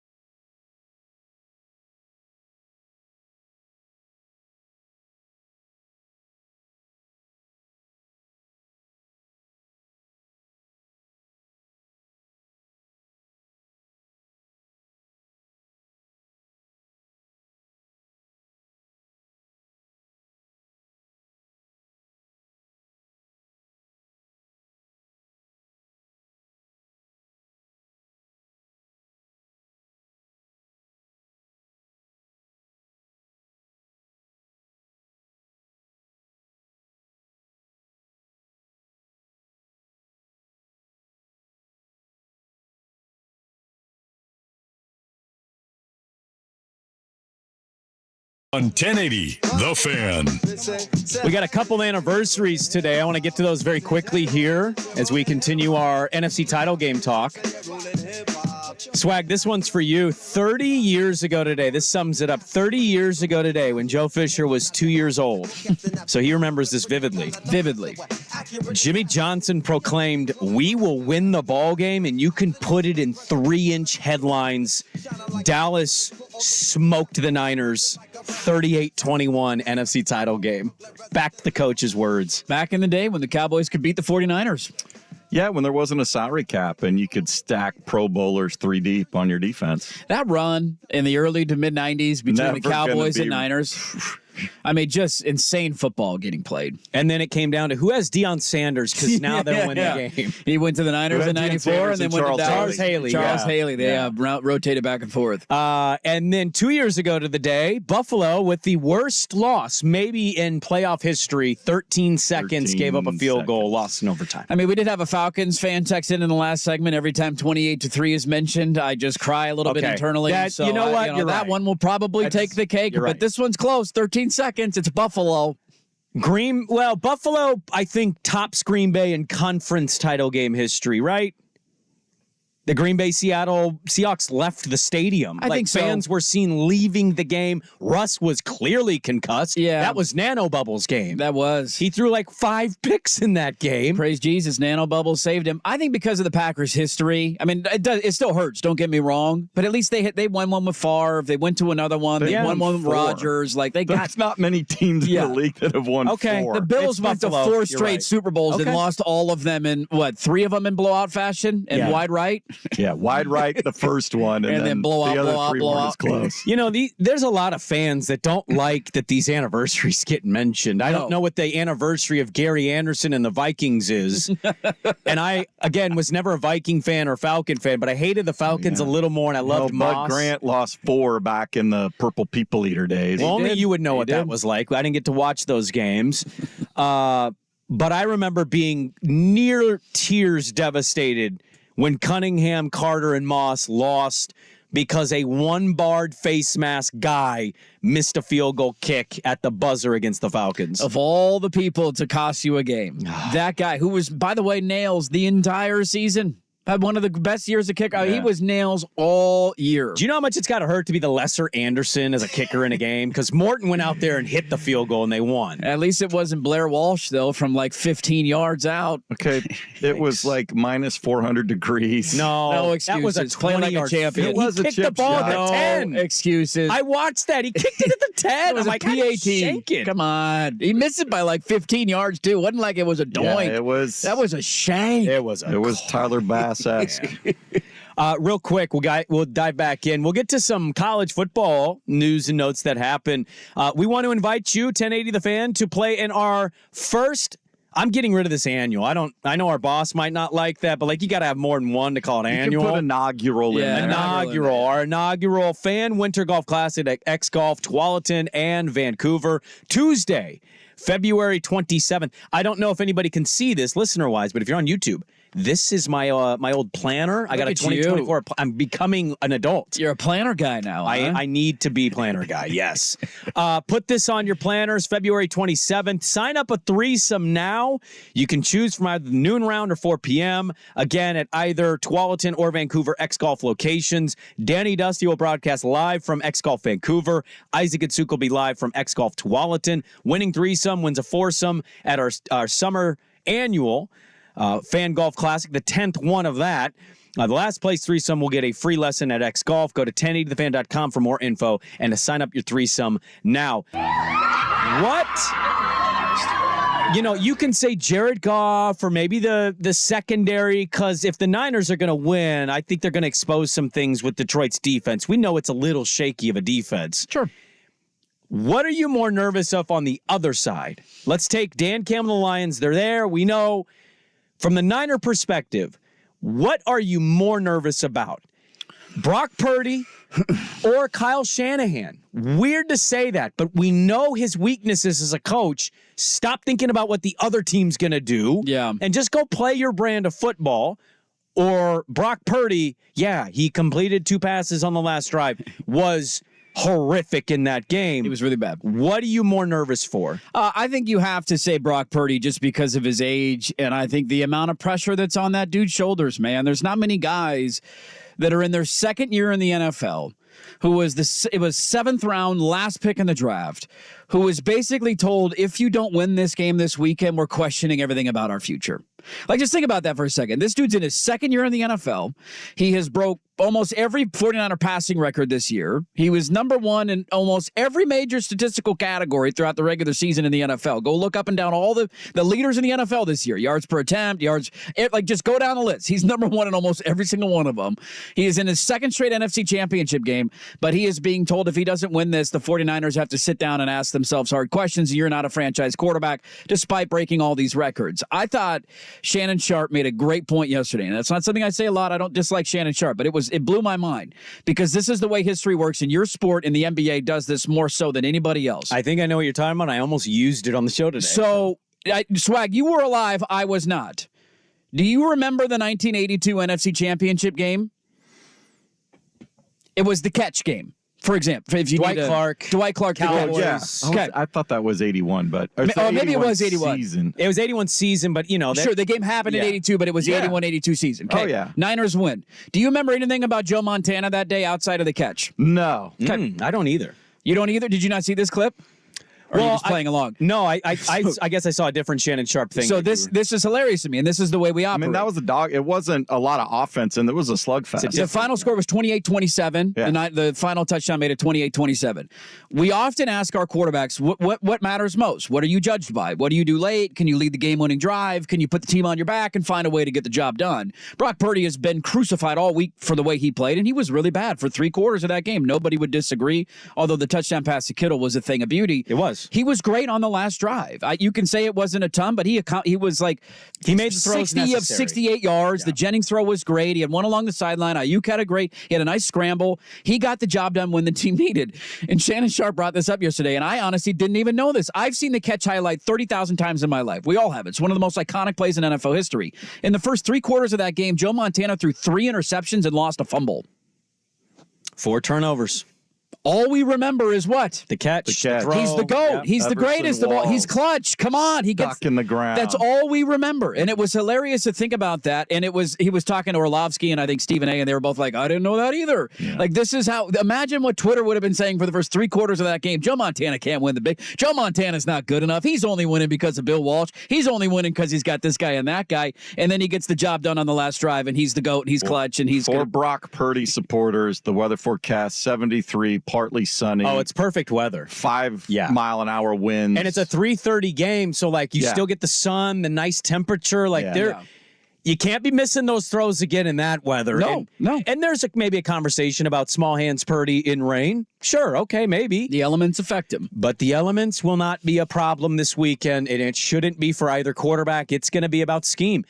As much as what you're saying, I agree with, of how we only remember certain elements of big moments, right? Hey, there's John Candy. He calmed the huddle down. We do this with Jordan all the time. He wouldn't sit out. It's like, dude, he retired for a year and a half. What are you talking about? How dare LeBron pass up the final shot of a game? Jordan wouldn't. He had 2 finals won by passing to an open teammate. Jim Paxson says hello. Shocking. I'm actually leaning the coach. And I can't believe I'm saying I have so much respect for Shanahan and what he's established in his own career. Yeah, maybe he's a Nepo baby, but clearly proved that, like, necessary Nepo baby, right? It's like Noah Eagle. He got a job at 24 that nobody in the world would ever get if their last name was something else. But damn it, he's good. Noah Eagle's good. He's basically a carbon copy of his dad. Yep. We're going to have that extended for another 40 years in our lives. I'll take it. Noah gets interviews that no other 24-year-old can get. Yes. But then you get him in the interview, and everybody's like, oh, this guy's dude's great. He's good at his job. Not everybody's Logan Roy. I'm the eldest boy. Like, there are Nepo babies who are really good, and you go, I get it, right? This is the element of Shanahan that leaves me nervous because he can get in his own head. Well, he absolutely gets in his own way. And, like, for lack of a better term, I know Dan Campbell will walk in and slam his nuts on the table and go, here it is, man. You want it? I'm bringing it. And Shanahan's going to go, well, I'm nervous about what they'll do. So what should I do with us if I think I just think he gets in his own way, gets way too deep into his own head. Yeah. When I heard him admit in the post game, I didn't want them to get the ball. You're kind of losing me a little bit. And as smart and good as he is as a coach, as lauded as they've been as a franchise in this run, they've made several stupid draft picks. They've done dumb trades. They don't know how to find a quarterback. And Purdy's been great, to your point on the stats. I don't know if they're convinced about it yet because they wanted Brady this year. There are elements of them that teeter on how big of a step back will they take eventually, and I don't know if they will, but I'm actually more nervous about the coach than I am the last pick of the draft in year 2 in this game. It's interesting. I put up a poll question on this last night because I figured we'd talk a little 49ers and Lions, and I was curious where people were at on the quarterbacks in this game. Who do you trust more this weekend, Jared Goff or Brock Purdy? Because a lot of the conversation this week has been Goff on the road is my problem. I'm nervous, and it's the NFC title game, and I know he plays it straight. I like Jared Goff. I do too. He's having a great year. He had a great quote. He was asked, he's like, how do you feel about some of the things that are said about you and this team? And he said, well, who are you? Who said what? What are you talking about? And the guy goes, well, Skip Bayless said, and he cut him off, and he goes, shut up. I don't care about daytime television. He called it daytime television. Right. He doesn't care. But then you get in the moment, and there is noise. Whether you want to admit you hear it or not, it's noise. And Goff on the road in that environment against that defense, Fred Warner's looming. And I think people are like, is Bosa going to break you? Will Fred Warner or Greenlaw pick you off? Sure. But I also see the other side. The coach can be a little shaky with play calling, and the kid's in his second year on a massive stage where throw by throw, the internet is picking him apart. It's been a week full of saying Brock Purdy should have done this, should have done that, should have thrown a couple of picks. That's how bad he was. And then I was reminded yesterday, watching some highlights again, that on their opening drive, Jared Goff attempted to throw an interception in the end zone, one of the worst throws of the entire postseason. Right, I think it was Jamel Dean. I can't remember who. Yeah, it was Dean. It was just right into his hand, and he just dropped it. Yeah. Just dropped it. The Lions come away with points on that drive. He also had the chest pass late in the game against the Rams to an offensive lineman. Just what are we doing there? He has the ability to make those brain dumb plays. That would terrify me, but the listeners have overwhelmingly said that they trust Jared Goff more than they trust Brock Purdy this weekend. It may be the more interesting game in a lot of ways, but Mahomes, Jackson is sexier. Yeah, it's the two elite quarterbacks, two of the best in the league, MVP versus MVP. Well, and don't you, I mean, maybe I'll be wrong here. The Niners are the Super Bowl favorite overall in Vegas, which is a little surprising to me. I almost feel like no matter who wins, people are going to bet the AFC because it's going to be either dominant Baltimore or Patrick Mahomes getting points, potentially. Yeah, likely. I don't disagree with that. If you get a Baltimore 49er rematch, we saw that game. Everybody will lean on that, what happened on Christmas night. And the Lions are a great story, but I don't think anybody's going to... The Lions will not... They're a 7-point underdog this weekend. Yes. So they're not going to be favored over Baltimore or Kansas City. Matt Mayoko will join us at the top of the hour. He covers the Niners. We'll get into a little bit of what we're talking about, how he sees all of this, covering the team on a day in, day out basis. We'll get to Statter Story.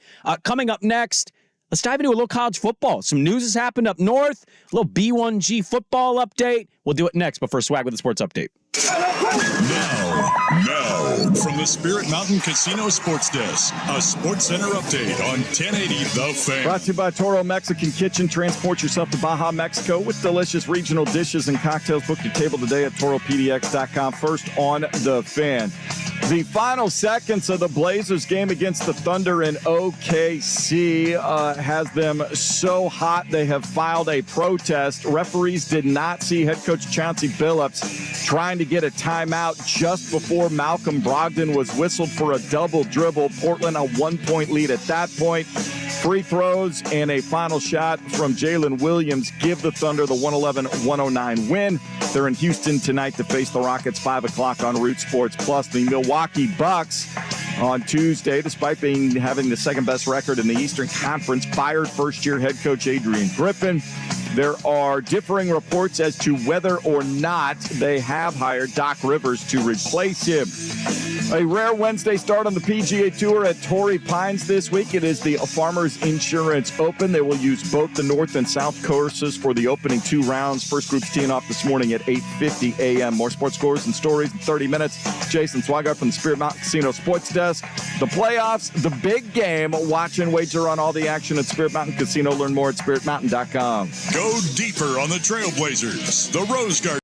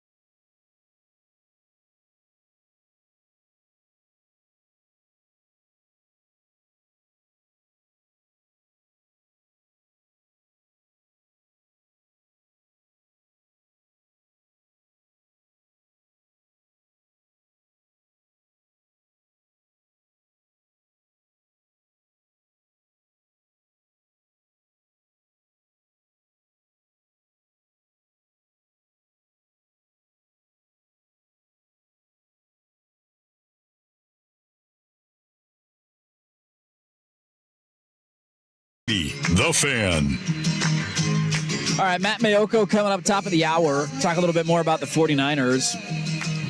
Let's get to a couple of college football notes from yesterday, though. This is a big one. The Jed Fish tenure is off to an interesting start in Washington. He's coming into a depleted roster. Was attempting to bring a lot of his guys from Arizona. You had kind of a circling of funds and sources down at Arizona, and they were able to keep most of their big-name guys. And so Washington's kind of looking at, all right, who's our team going to be next year, and who's our quarterback most specifically going to be? And you found that answer out yesterday. Will Rogers, who transferred to originally play for Kalen DeBoer, he was going to be the heir apparent to Michael Penix. He announced yesterday that he is staying at Washington. He's withdrawing from the transfer portal. He is number 2 all-time in SEC passing yards, a stat that continues to blow my mind. But this is at least a big early win for Jed Fish. It hasn't been perfect. It's really hard to take over in this part of the calendar, but he gets his quarterback for the 2024 season. Yeah, I'd be curious to pick Husky fans' brain here of like, what is this? How are you adapting to what the change has been so far? Fish, I think Fish has struck out in a lot of ways. Like he kind of teased over the weekend as if massive news was going to start rolling down and all these Arizona kids were going to flip and portal all the way to Seattle. And then they did the big team. Like, no, we're staying, Wolf of Wall Street stuff. This is pretty big. You need a quarterback. You need a competent quarterback. I look at Will Rogers and I think, why can't he be somewhat more like Noah Fafita and what he did in a Jed Fish offense? Obviously, Jaden DeLora is not what you want here with all those turnovers. Yeah. But they've lost a lot of guys, and the turnover is going to hurt. I'm almost wondering if you were a Washington fan, are you looking at it and saying, can we be an 8-win team this year? I think you kind of throw expectations out the window for like, you had such a dream year. You're going through a coaching change. It's going to take you a while to rebuild your roster. Yeah.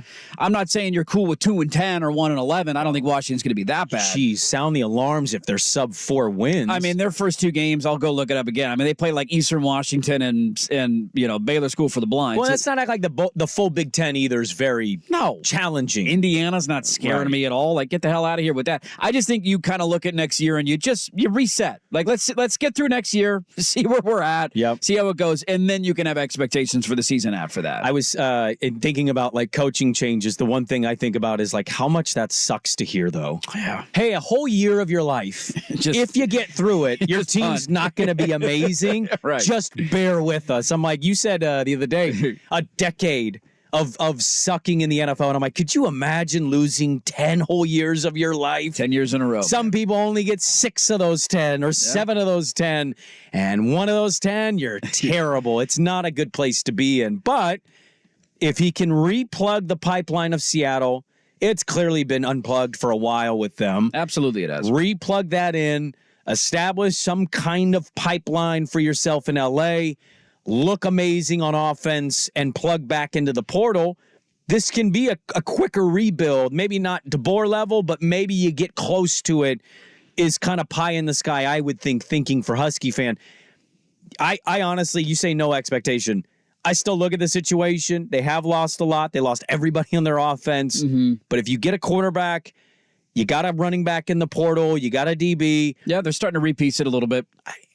I think sub 7 wins is a little problematic personally. Their first 3 games or 4 games, if you want to go that far, Weber State and Eastern Michigan at home. That's 2 wins. Should be.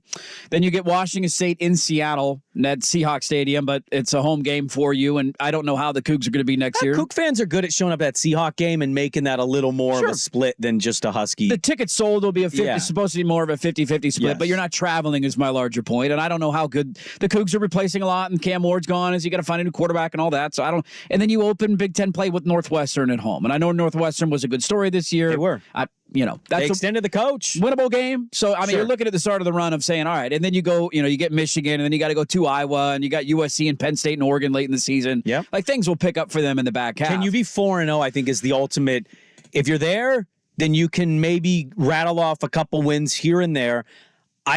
It's just hard to do that. I mean, they have legitimately 2 starters back from their team. I don't think you're beating Oregon. I don't think you're beating Penn State. And so, you got to kind of take some of your medicine with what next season is. It's just, can you win the games you should? Yes. And put yourself in a spot where... Maybe pull off an upset or something. Yeah, maybe you do pull off an upset. I think winning at Iowa, for example, I don't think the world of Iowa, but winning at Iowa against what that defense has largely been in the Ferentz era... Yeah. That would be a nice win. I saw this the other day. I wanted to bring it up because it connects to Washington, and then I'll get to another college football note next. Do you know the team in the history of the conference, our legendary Pac-12 conference or Pac-10 or Pac-8, whatever year you want to go, that has the record for most players drafted from a single class? It'd be pretty. When you think about it, it's pretty easy to guess. It's got to be USC. Huskies? It's Pete Carroll era USC. Pete Carroll USC because they were loaded on defense and offense. Yes, the record for players drafted from a team from this conference is the 2006 USC Trojans had 11 players drafted in the NFL draft. Do you know there's a very decent chance that the 2023-24 Washington Huskies break that record this year?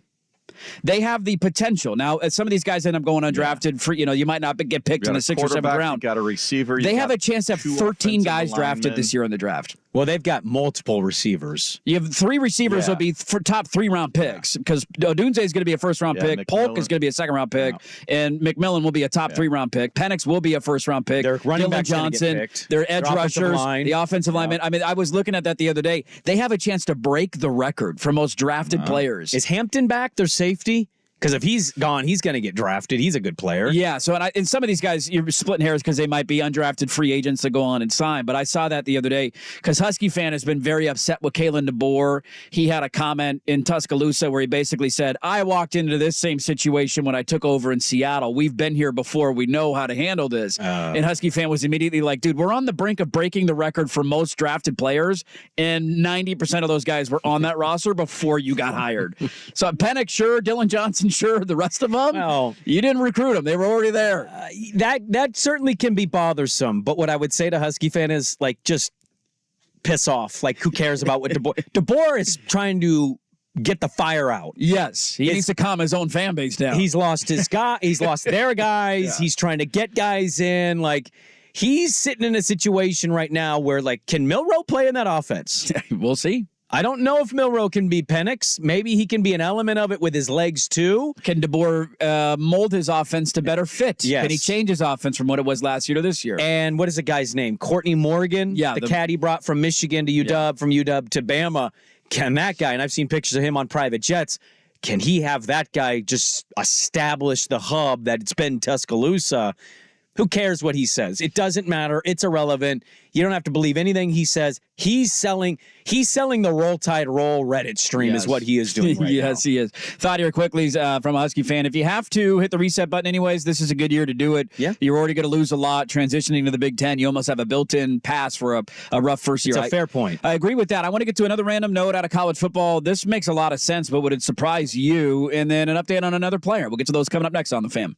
Who's stinking it up? Woo! Do not go in there. It's time for Who's Stinking It Up, a sports lowlight that's ripped from the headlines. We couldn't do diddly poo. Brought to you by Three Mountains Plumbing. Schedule your appointment online at threemountainsplumbing.com. The 2-minute report came out from that Hornets Cat 62-point game.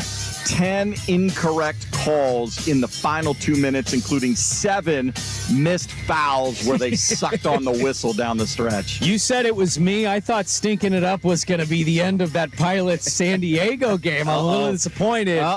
That's not a good look for the league, though, Dirt. No, it's embarrassing, man. The officiating's been terrible, and you got to find a way to address it. It hit the Blazers hard last night as well. Yeah, who's stinking it up? NBA officiating. You're all terrible. Brought to you by Three Mountains Plumbing. Make plumbing and electrical services delightful. Get your time back. Let the pros tackle those projects you need completed. Schedule an appointment online. Three Mountains Plumbing. That's threemountainsplumbing.com.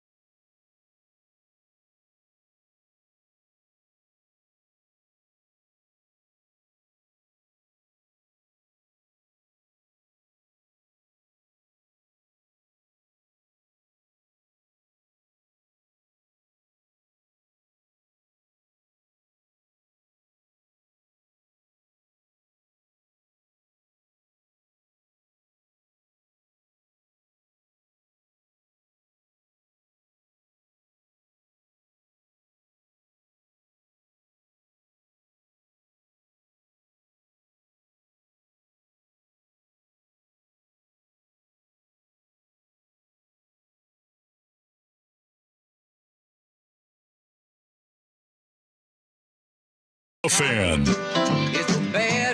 Well, I'm numb to it at this point because the portal's been around for a while. But as fans of a program, how do you feel about a guy going to play for a rival? Because it sounds like there's a chance that might happen. Jabbar Muhammad, the corner for Washington, who was elite all year. One of the best corners on the market. He is down to Texas, Alabama, and Oregon. Yeah. And some folks are starting to throw in their little predictions and crystal balls. I don't know where the hell he's going to go.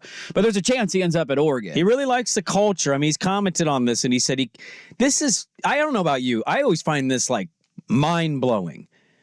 He was asked about it. He said, Oregon coach just calling me every day. I've never had that in my life. And I'm like, how are coaches not calling you every day? Yeah. You were that really just good. seemed like such an obvious, I'm going to recruit you hard. How you doing? Yeah. All right, great. Stay in contact. We want you. Bye. Like, that seems like what everybody's doing, and he made it sound like nobody does it. I got that Nike money. We're going to take care of you. Come on home. I know that creates complicated. A lot of Duck fans were pissed when Travis Dye went and played for USC, and I just were they really? Yeah, I don't get it. He was there for 4 years. His brother was gone. The coach left, and he's like, I want to go back home. Like, he was an LA guy that was kind of always a lifelong dream, and he went there largely because his brother was there, and he didn't wear gloves and fumbled a lot. And it's like, whatever. I don't hold that against you. You want to go back home to play for USC? Whatever. I don't care. You're getting into Jabbar Muhammad, Oregon territory. I would quickly like to jump in here. I just watched our great kicker go to your program. Sir Atticus Sappington. Yes, you got yourself a nice kicker. What if Atticus Sappington kicks a game-winning field goal in a national championship game? What if he beats Oregon State in Reeser this year? With a game-winning field goal? Fake field goal? Fake field goal. I think we got to call. If Lanning's up by a certain amount, he has to call that. Does he not? Toss it back to old Atticus and see what he does? He successfully has Sappington run 30 yards out at the end of a half to get a touchdown for the Ducks. See, it can work. Heartbreak. Jonathan Smith's going to yell at his Take TV. the knife out of my back already. So that's a rumor. We'll keep an eye on that. That commit could happen anytime, and if whether it's Oregon or anywhere else. Jabbar Muhammad's one of the top guys left on the portal. That's a massive pickup if you get it. Oh, it'd be huge. I mean, there's not a lot of questions left on Oregon's roster. They could use another dominant corner, and he would be great. There was a random report that's kind of been surfacing recently, and I'm just curious how we feel about it. I think we're all not surprised, but if this was your NFL team, how would you feel? UCLA elected to keep Chip Kelly, which is a move that made sense to nobody.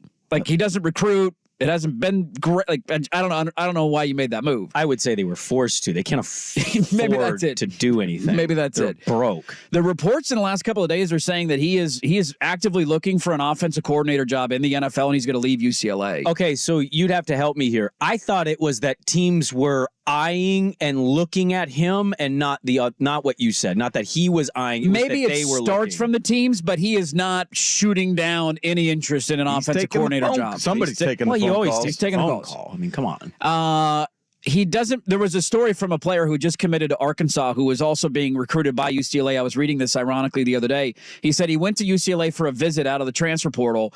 He had this whole day planned. He sat down for like 6 minutes with Chip Kelly. Chip Kelly basically acted like he didn't exist, came into the meeting late, was like, all right, what do you want to know? Blah, blah, blah. And then he said he went to a visit for Arkansas, and Sam Pittman and his man boobs basically walked him around all day. And he was like, this is such a difference in recruiting. And he chose Arkansas because of it. Like, this dude needs to go back to the NFL. He can't recruit. He can't recruit. He doesn't want to recruit. He doesn't try to recruit. Nope. How would you feel if your NFL team hired Chip Kelly as an OC? It wouldn't actually upset me the way some people might. I know his NFL tenure didn't necessarily go how he wanted it. But to me, I actually really have come to appreciate Chip in when he's talking to the media.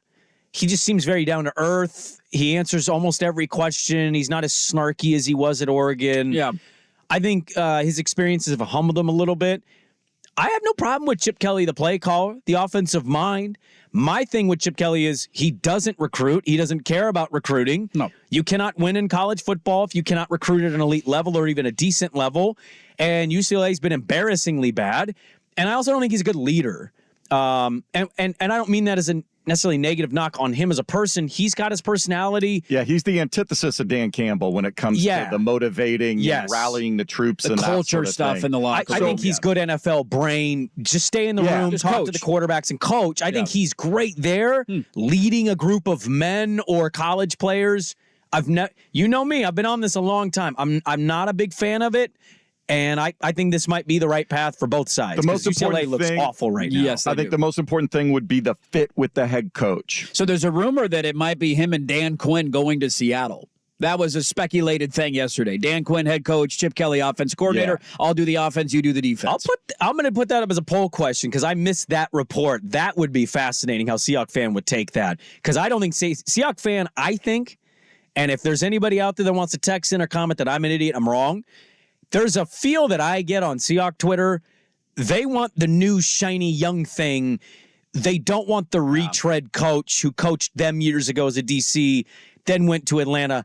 And also couldn't have been a worse way to end a tenure at a place than what Dallas got drubbed by Green Bay at home to that Dan Quinn defense. Not pretty. It feels like they want a Slowick, a Johnson, a McDonald. And maybe I'm off on that. I'm just reacting to some Twitter. But it kind of feels like that's the noise when I see Seahawks fans that I follow talk about. Be fascinated by that Dan Quinn, Chip Kelly combo, how they'd feel. Be a great welcome to the Big Ten for UCLA. Your coach is going to go take an OC job in the NFL. Good luck. Have fun competing with Ohio State and Michigan. We got to go to Mayoko. Quickly, can you win there? No. Does that feel like a weird job to have where they're at in the Big Ten and even in LA? I want nothing to do with that job. Nothing to do with that job. We got a lot to get to in the final hour of the show. Status story coming up. We're going to push it to 8:30 because we're starting with Matt Mayoko, who covers the 49ers as we continue to preview the AFC and NFC title games. What does he expect this weekend? Thoughts on Purdy. Shanahan will start the final hour there next on 1080 The Fan. In order for small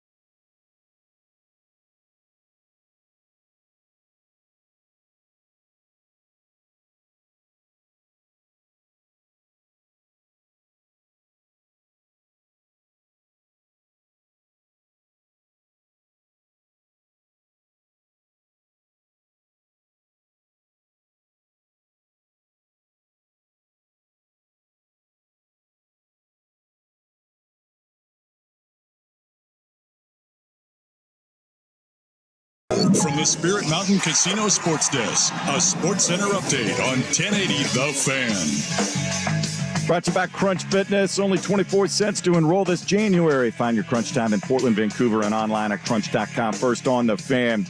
No help from the refs for the Blazers in OKC Tuesday night.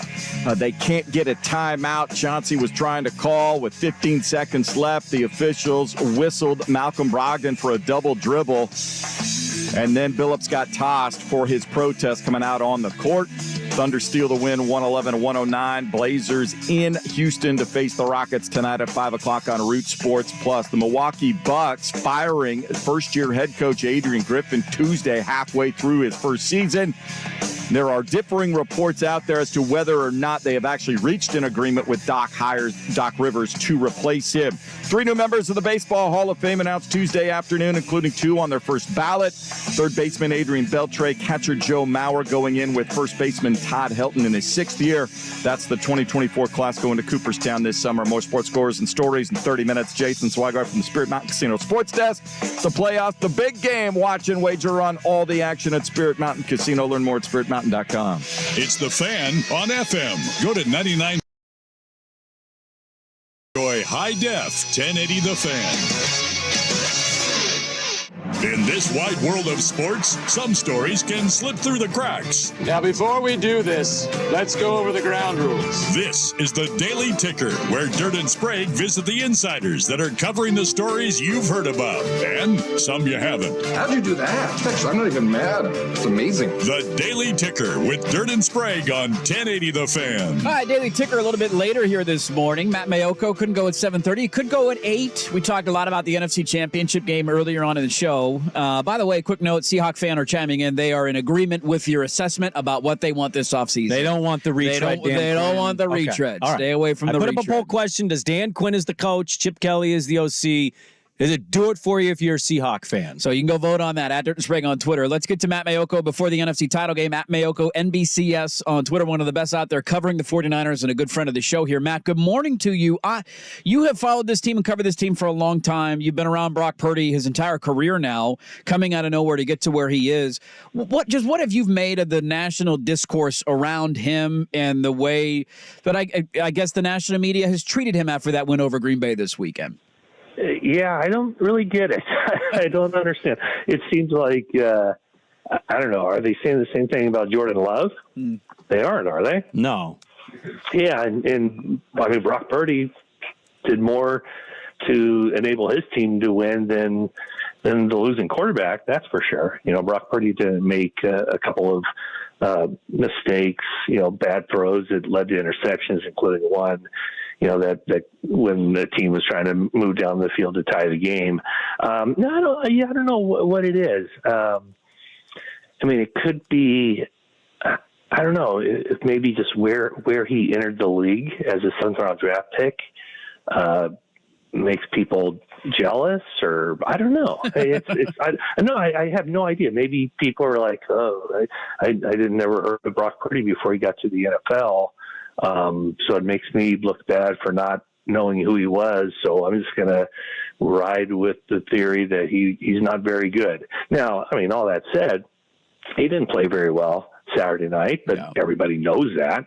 But man, I mean, when he had to, he made some of the plays of the game. He did more with his legs than Jordan Love did, and frankly, he did more with his arm than Jordan Love did. And I don't know. I don't get it.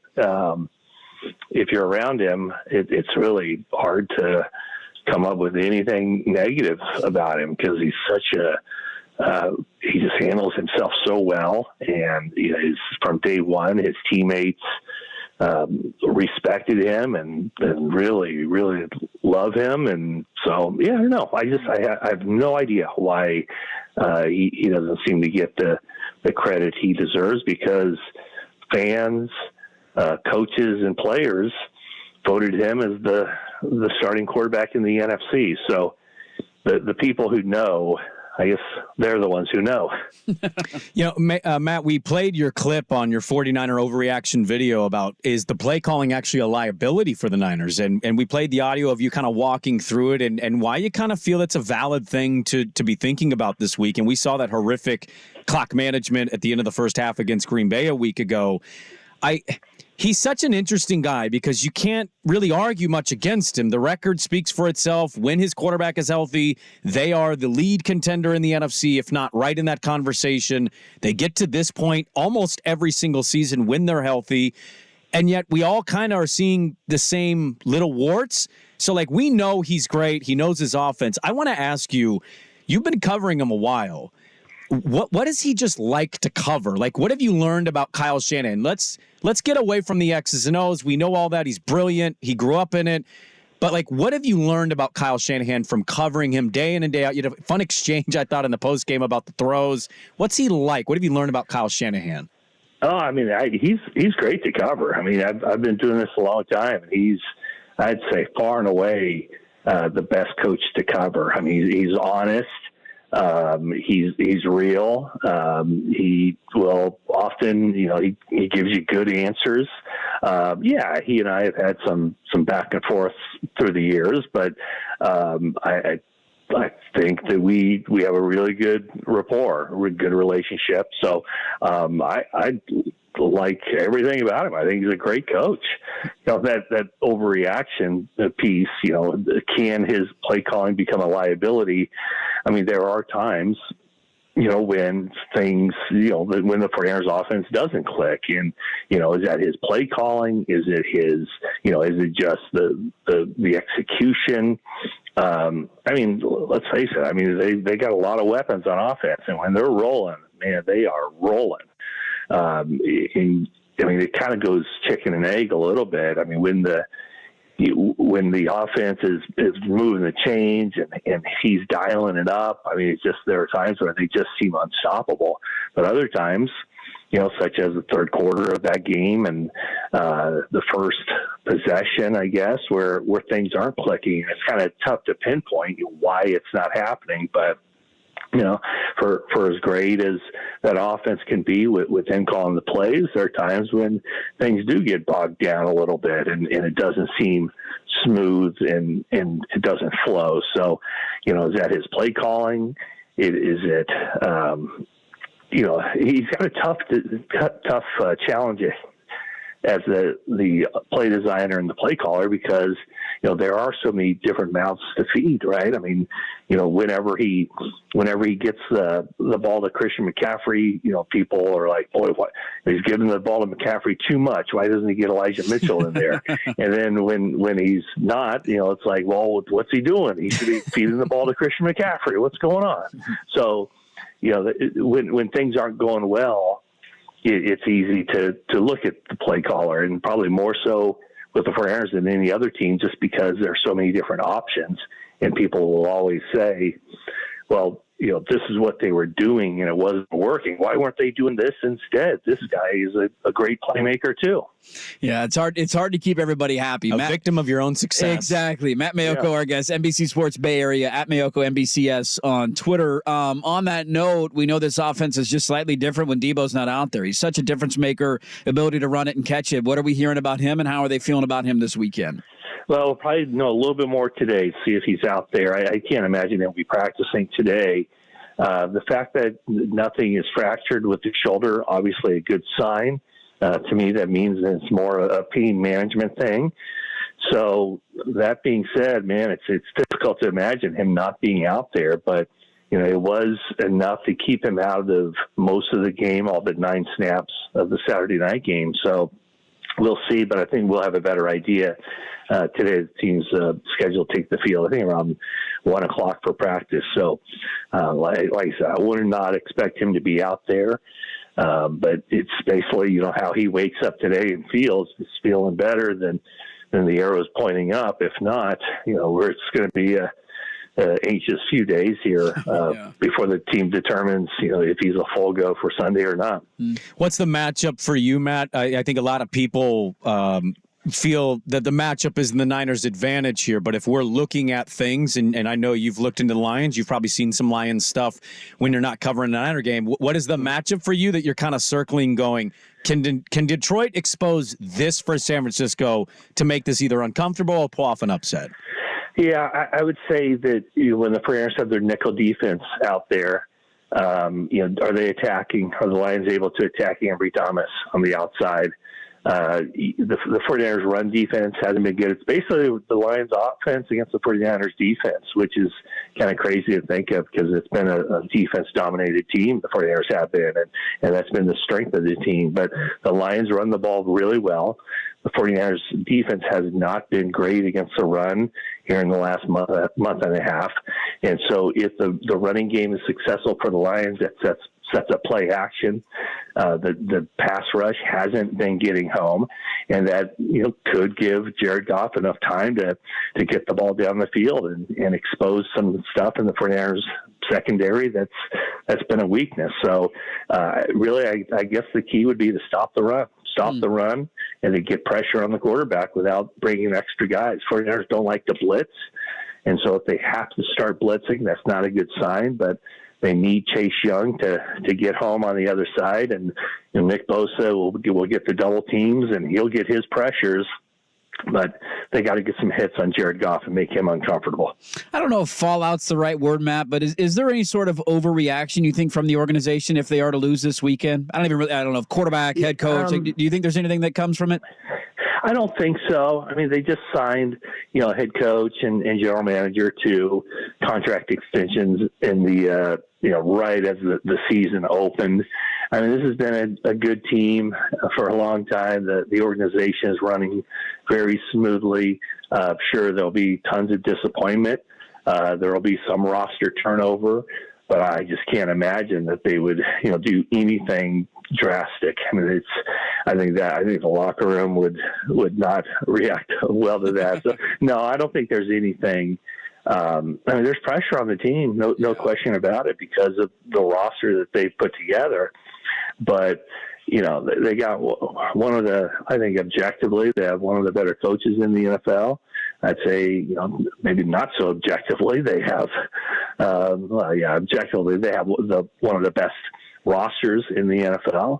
So, kind of see how this thing goes, but, no, I would not expect them to do anything dramatic and tear it up and go in a different direction if they lose this game. It's not a Niner-based question, Matt, but here out locally, we follow Justin Herbert rather closely. He's a former Oregon Duck, and the Chargers are looking for a coach. Reportedly, Harbaugh is like at the 1-yard line. We're assuming they're going to sign Harbaugh. That's felt like a done deal since like college football was not even done yet. Can you share any interesting experience that you had covering Jim Harbaugh? Because honestly, Matt, we think he's a great coach. You can't refute it. We also acknowledge he's kind of a big weirdo, and I don't know how Justin Herbert's going to react with some of that stuff. What was an experience you had where you kind of walked away and you went, what was that? What just happened here? Oh, my gosh. How much time do we have? Go as long as you want if you're going to give us a good one. Well, one of my favorite Harbaugh stories is it was the off season. They're moving Alex Boone, who was like, he's a tall guy. He was an offensive tackle. They were moving him to guard.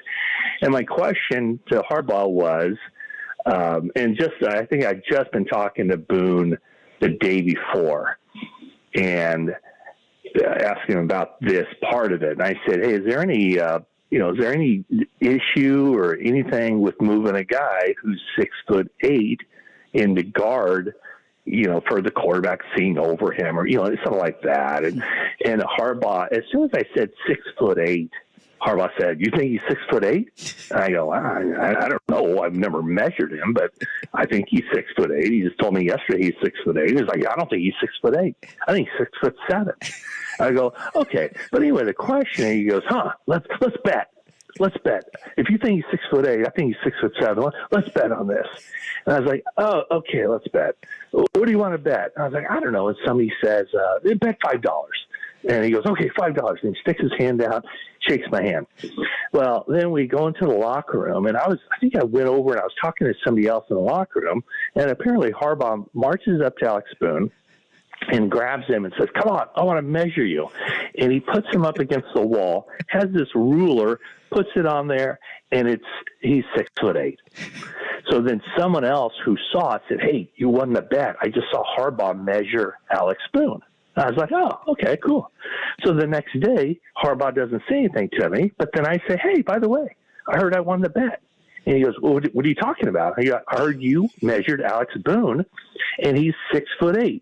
And he goes, well, no, that's not right, because I had a ruler, and the ruler was kind of pointing up because I was coming in from that angle. So I don't know that he was 6'8" or not. And I was like, are you freaking kidding me? You're even competing on whether Alex Boone is 6'7" or 6'8". And so then later, someone who works really close with him, I said, I can't believe Harbaugh. He's refusing to acknowledge that I won the bet. And he goes, you know how you lose a bet to Jim Harbaugh? And I said, how's that? He goes, you win the bet against John Harbaugh. He will hold it against you forever. Wow. And he almost breaks your hand shaking it on the bet, right? Like he just grabs it like really intensely and almost breaks your hand on that bet shake, right? Yeah, oh, absolutely. Yeah, no doubt about it. So that was when he said that it was inconclusive because the angle of the ruler was pointing up, and therefore it wasn't an accurate read. That was the last he and I ever spoke of the $5 bet of how tall Alex Boone was. Couldn't pay off a $5 bet. If we ever get Jim Harbaugh on the show, I'm going to say you owe Matt Mayoko $5, and he has not forgotten about Alex it. Boone is and the interest on that $5 has only gone up over the last handful of years. Sure he remembers it, but if he does, he will tell you that no, that wasn't an accurate reading. That is so it was inconclusive. The least surprised person about Connor Stallions being a story was probably Matt Mayoko. The guy will do whatever it takes to win. Matt Mayoko, NBC Sports Bay Area. Go give him a follow on Twitter at Mayoko NBCS. Thanks so much for the time, man. Enjoy covering another NFC Championship game. We always appreciate it, and hopefully we can do it again soon. All right. Always my pleasure. Have a good weekend, guys. You too. Matt Mayoko. What a freaking weirdo. Jim Harbaugh, man. He's 1-1. I know you and everybody else, and rightfully so, are all in on that if that happens, Harbaugh to the Chargers. I am holding a little reservation. He's been out of the NFL. He was at Michigan for 8 seasons. Long time. Way longer than people thought. Yeah. He's a weirdo. And sometimes weirdos don't get more normal. They get more weird. He seems to be going in that direction. And, hey, welcome back to the NFL, a different sport than even when you coached it. Is your quarterback going to get along with this? I don't know, but he's definitely one of the more weirdo coaches I think we've had. I think it's what Brandon Staley will do it yet. Makes you desperate and you're willing to look past weirdness, and we'll see if the Chargers get that deal done today. It's never too early. That's next on The Fan. We like threesomes. The answer is always.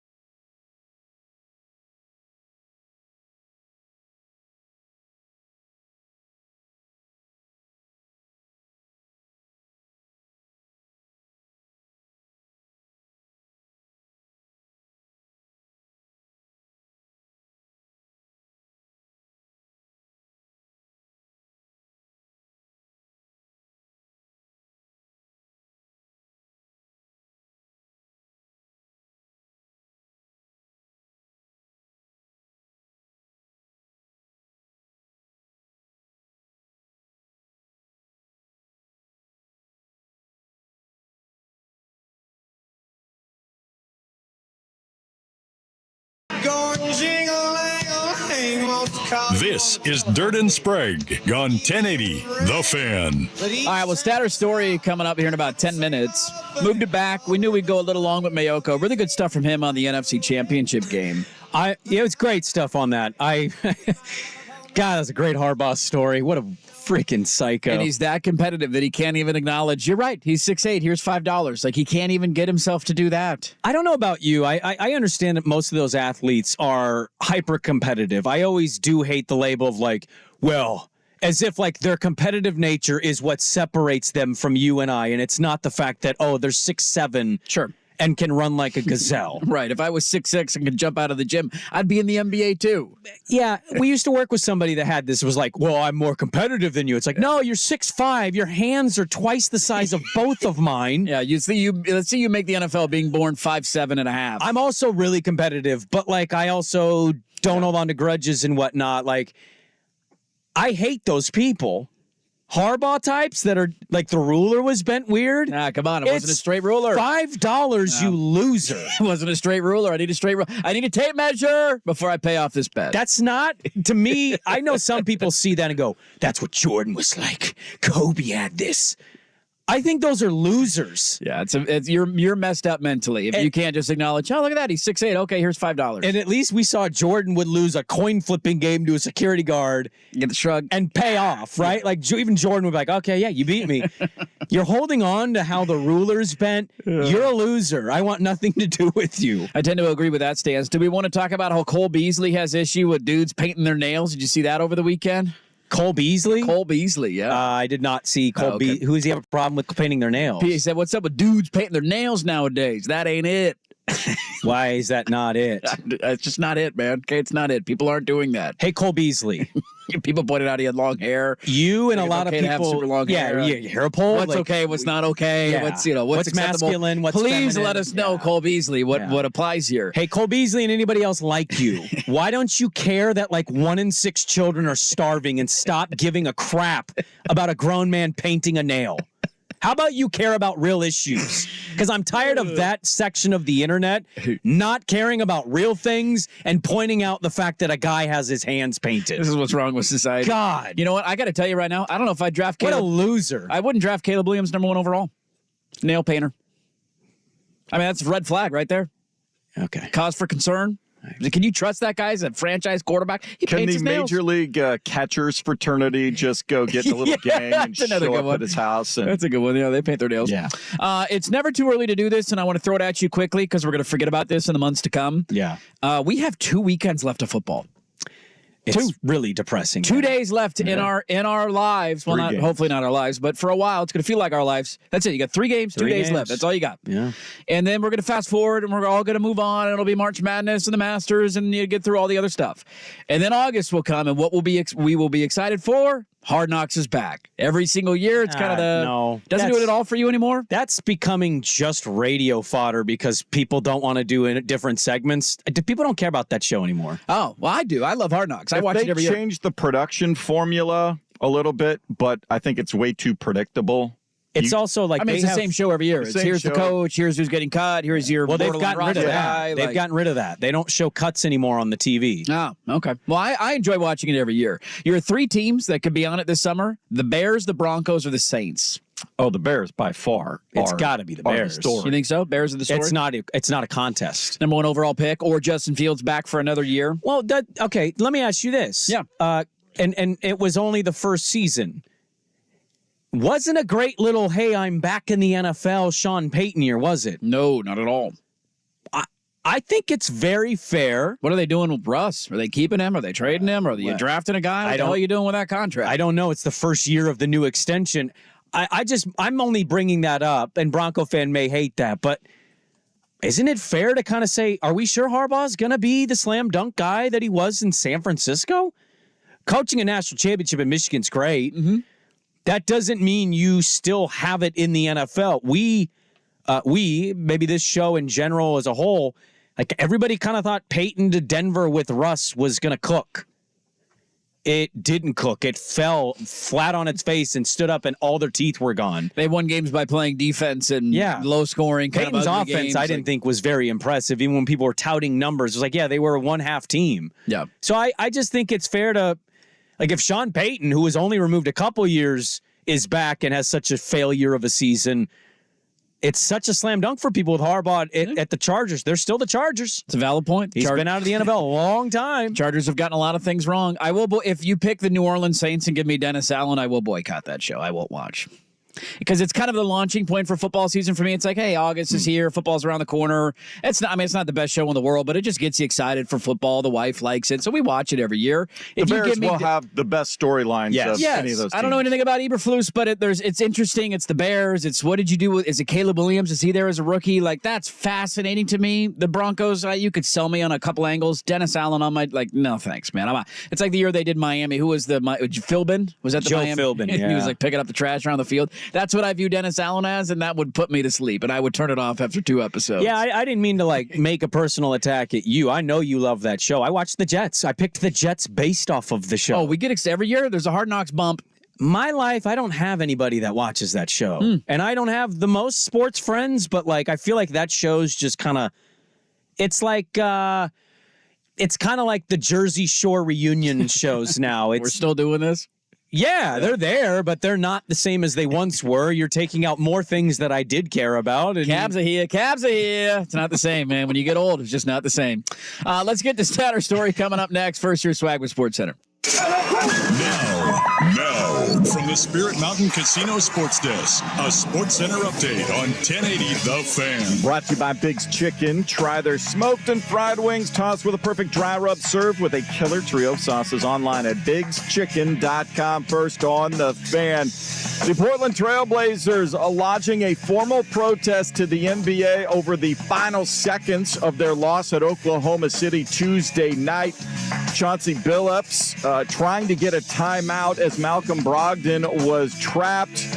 The officials did not see him, whistled Brogdon for a double dribble. Then they tossed Billups, who came out onto the court, protested, and bumped an official.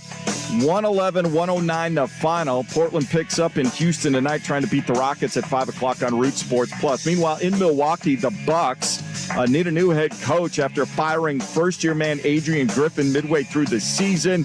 There are differing reports as to whether or not they have reached agreement with Doc Rivers, who is at the top of their list. 3 new members of the Baseball Hall of Fame announced Tuesday afternoon. 2 of them getting in on their first ballots. That would be third baseman Adrian Beltre and catcher Joe Mauer. They will go in with first baseman Todd Helton in his 6th year on the ballot. That's the 2024 class this summer in Cooperstown. A rare Wednesday start on the PGA Tour at Torrey Pines for the Farmers Insurance Open. They'll play the North and South courses in the opening 2 rounds. First group's teeing off at 8:30 this morning. More sports scores and stories in 30 minutes. Jason Swigart from the Spirit Mountain Casino Sports Desk. The playoffs, the big game. Watch and wager on all the action at Spirit Mountain Casino. Learn more at spiritmountain.com. One number does it all for contests and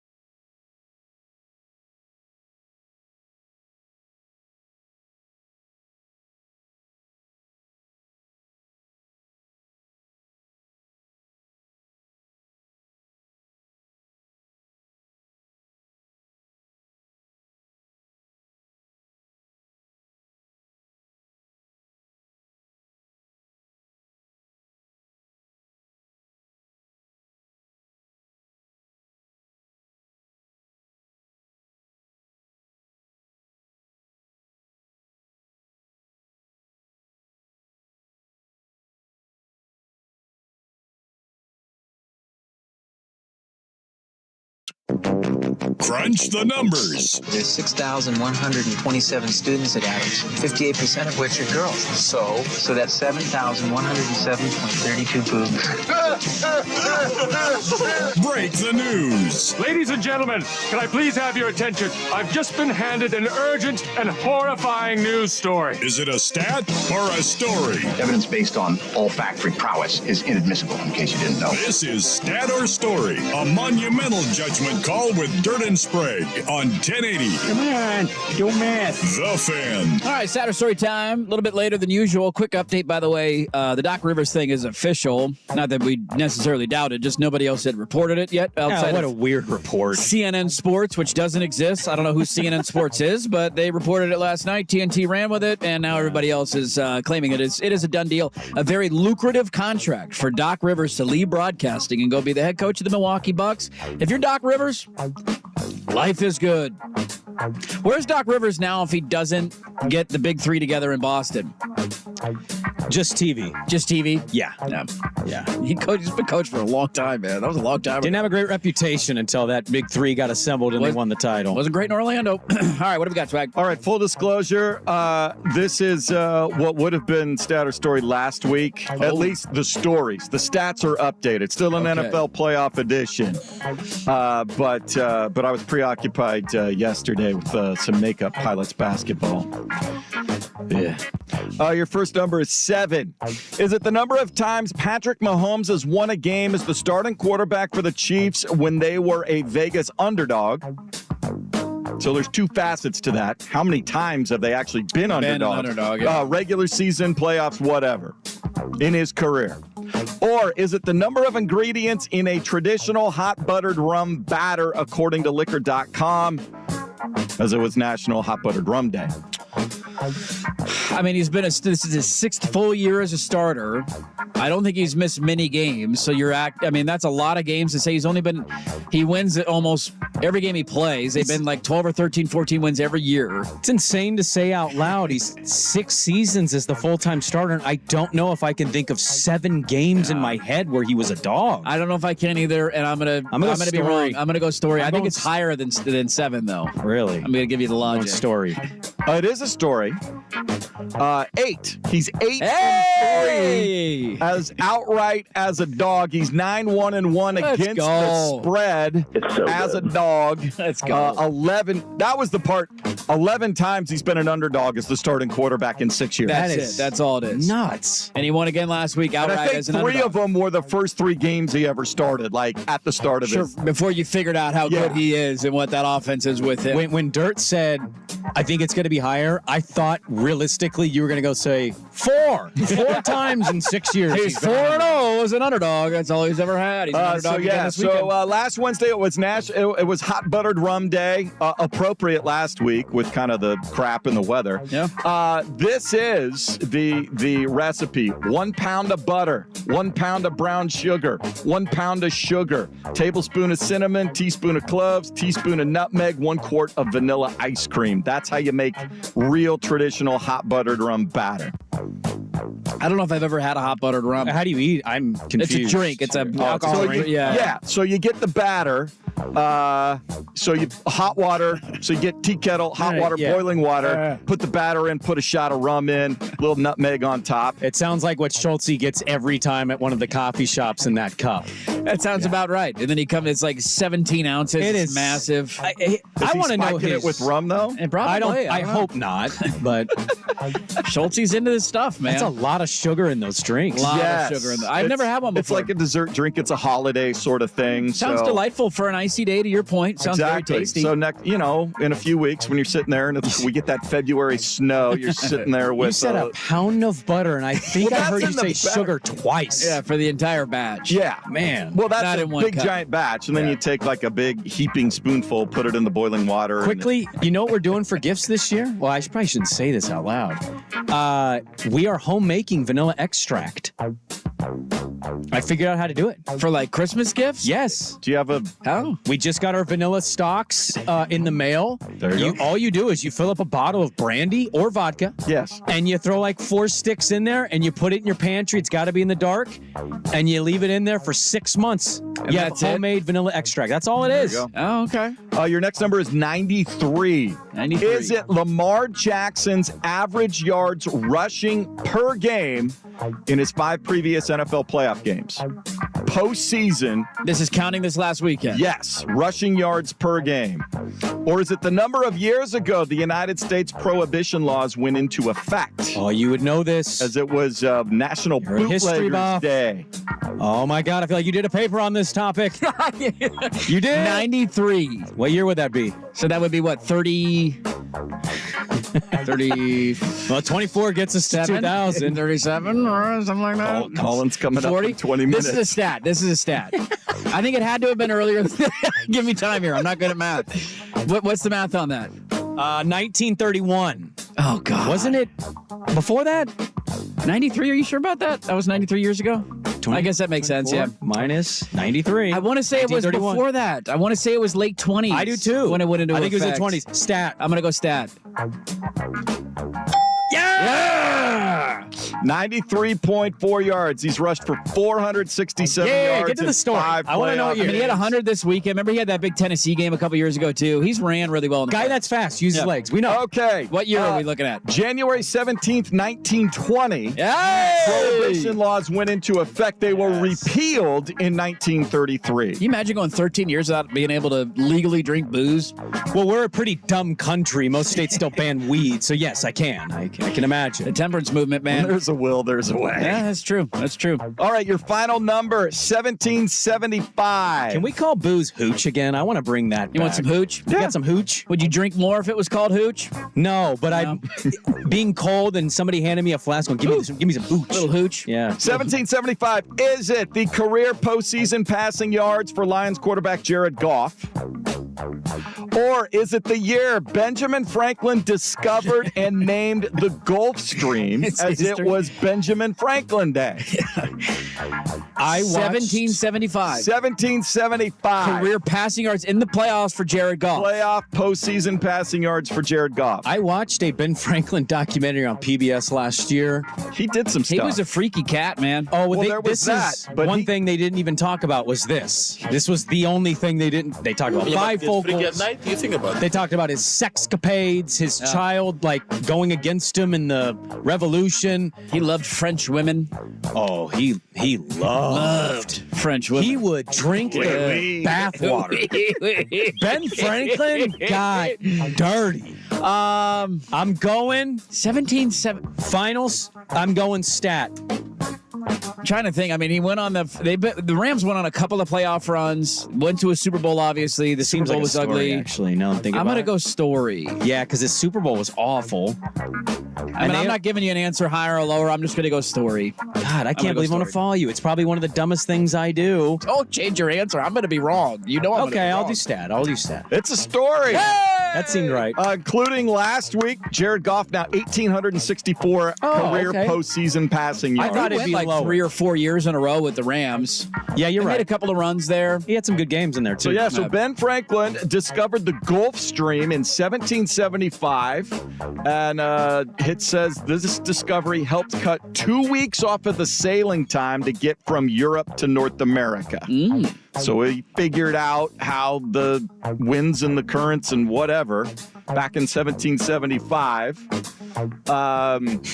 He invented the Franklin stove in 1740, so provided more heat, at the same time using less fuel. It's really cool if you guys ever go to Philly to not only just see all the Ben Franklin Museum or Institute. Oh yeah, or you can go it up to is. his gravesite too and see his gravesite. We are. It's really really cool trip. We as a fan, we haven't done it yet, but we're kind of working on an East Coast trip in June. Philadelphia is a cool New city. York, really Philly, cool city. Boston. The old cobblestone roads and stuff that have been around for hundreds of years. Like it's just if you're Boston's into history, amazing. it's a lot of fun.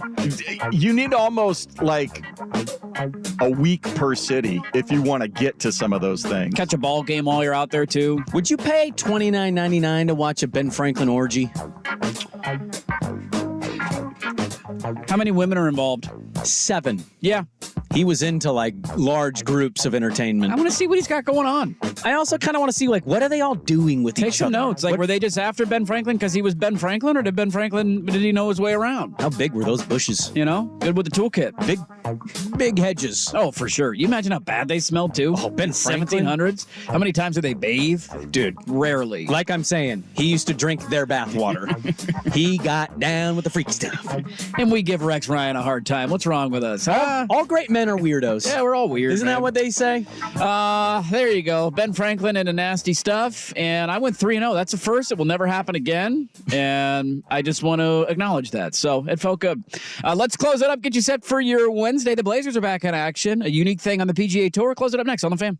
The Herd with Colin Cowherd.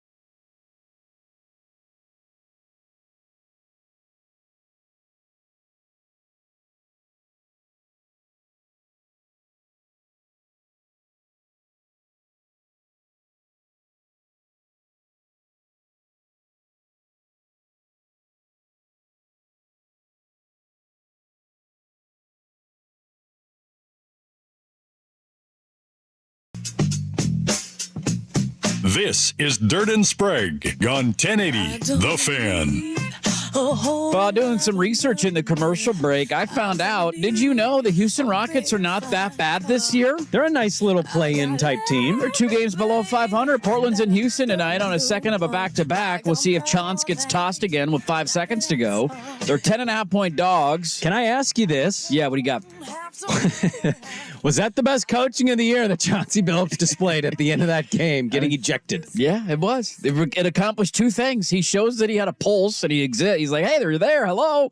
And it led to a loss, which is what you want. Do we keep holstering till after football season and keep monitoring and then talk about what DeAndre Ayton is not doing at all? I mean, it's a lingering thing night in and night out. Dominating. He had 5 and 4 last night or whatever the hell it was. There was an article that came out that both you and I saw, and I don't know when the quote was given or when the interview was done. And it's you always got to be careful with stuff on social media. It's a paywall article too. So to your point, I don't know when this quote was said or how accurate it is. Could have been done in Phoenix because he hasn't signed a new contract yet. But when he was asked about, do you feel living up to the contract and, playing to your potential and all that, his answer was, I'm a max player and I'm going to continue to be a max player. That's his thought process. He's being outplayed by Nurkic. That's the fear, I think, with a lot of guys. And this is every sport. Like, who I was thinking about the other day? I was reminded of because he was in the news. Do you know Anthony Rendon is like one of the 6 highest paid players in Major League Baseball history? I saw this quote, and honestly, he's right, but he's probably not the player to say it. Because he can't stay healthy. He hasn't played more than like 30 games since he signed a $800 billion deal with the Angels. He's still there, and he's advocating for the season to be shortened. And it's like, that's the fear of paying guys in free agency. It's not all his fault. He hasn't been able to stay healthy, but you just don't know what you're going to get. Like, that's the fear in the NBA, man. You give this guy $200 million fully guaranteed. If I gave you that much, if I gave you $30 million a year fully guaranteed, whether you work hard or not, it's not, you'd think like I would still have that sense of urgency. It's not a given with every guy. Yeah, some guys view it as like a blessing and then also motivation. And a lot of, not just Ayton, there's a lot of athletes. They get that paycheck, and I can settle a little bit. I'm done. I made it. Taken care of. Yeah. It's unfortunate that we got the guy that it appears that like he's more just happy he got paid. I'm good. Let me sell some dominating merch. He's supposed to be. This is the disappointing part. Yes, they don't have a win-loss expectation. He's supposed to be one of the bright things, the cornerstones of your future. About your future. Yep. And he looks like a guy that I don't really care what they do. If they trade him, I'm a little concerned. I want to see something. I've seen nothing. I'm too skittish. Anybody touching that game tonight? 10.5? There's 30 players that average at least a block or more a game. He's not one of them. He doesn't even average a block a game. That'll do it for us. I'm staying away. Fade the Blazers tonight. Stay away. Matt Mayoko was our guest today. Go check that Service Patriots podcast, 1080thefan.com, at Dirt and Sprague and at 1080thefan. Thanks, everybody watching on YouTube. Make sure to like the video and subscribe to the channel. We'll talk to you tomorrow at 6 a.m. Colin is next. Listening to 1080 The Fan.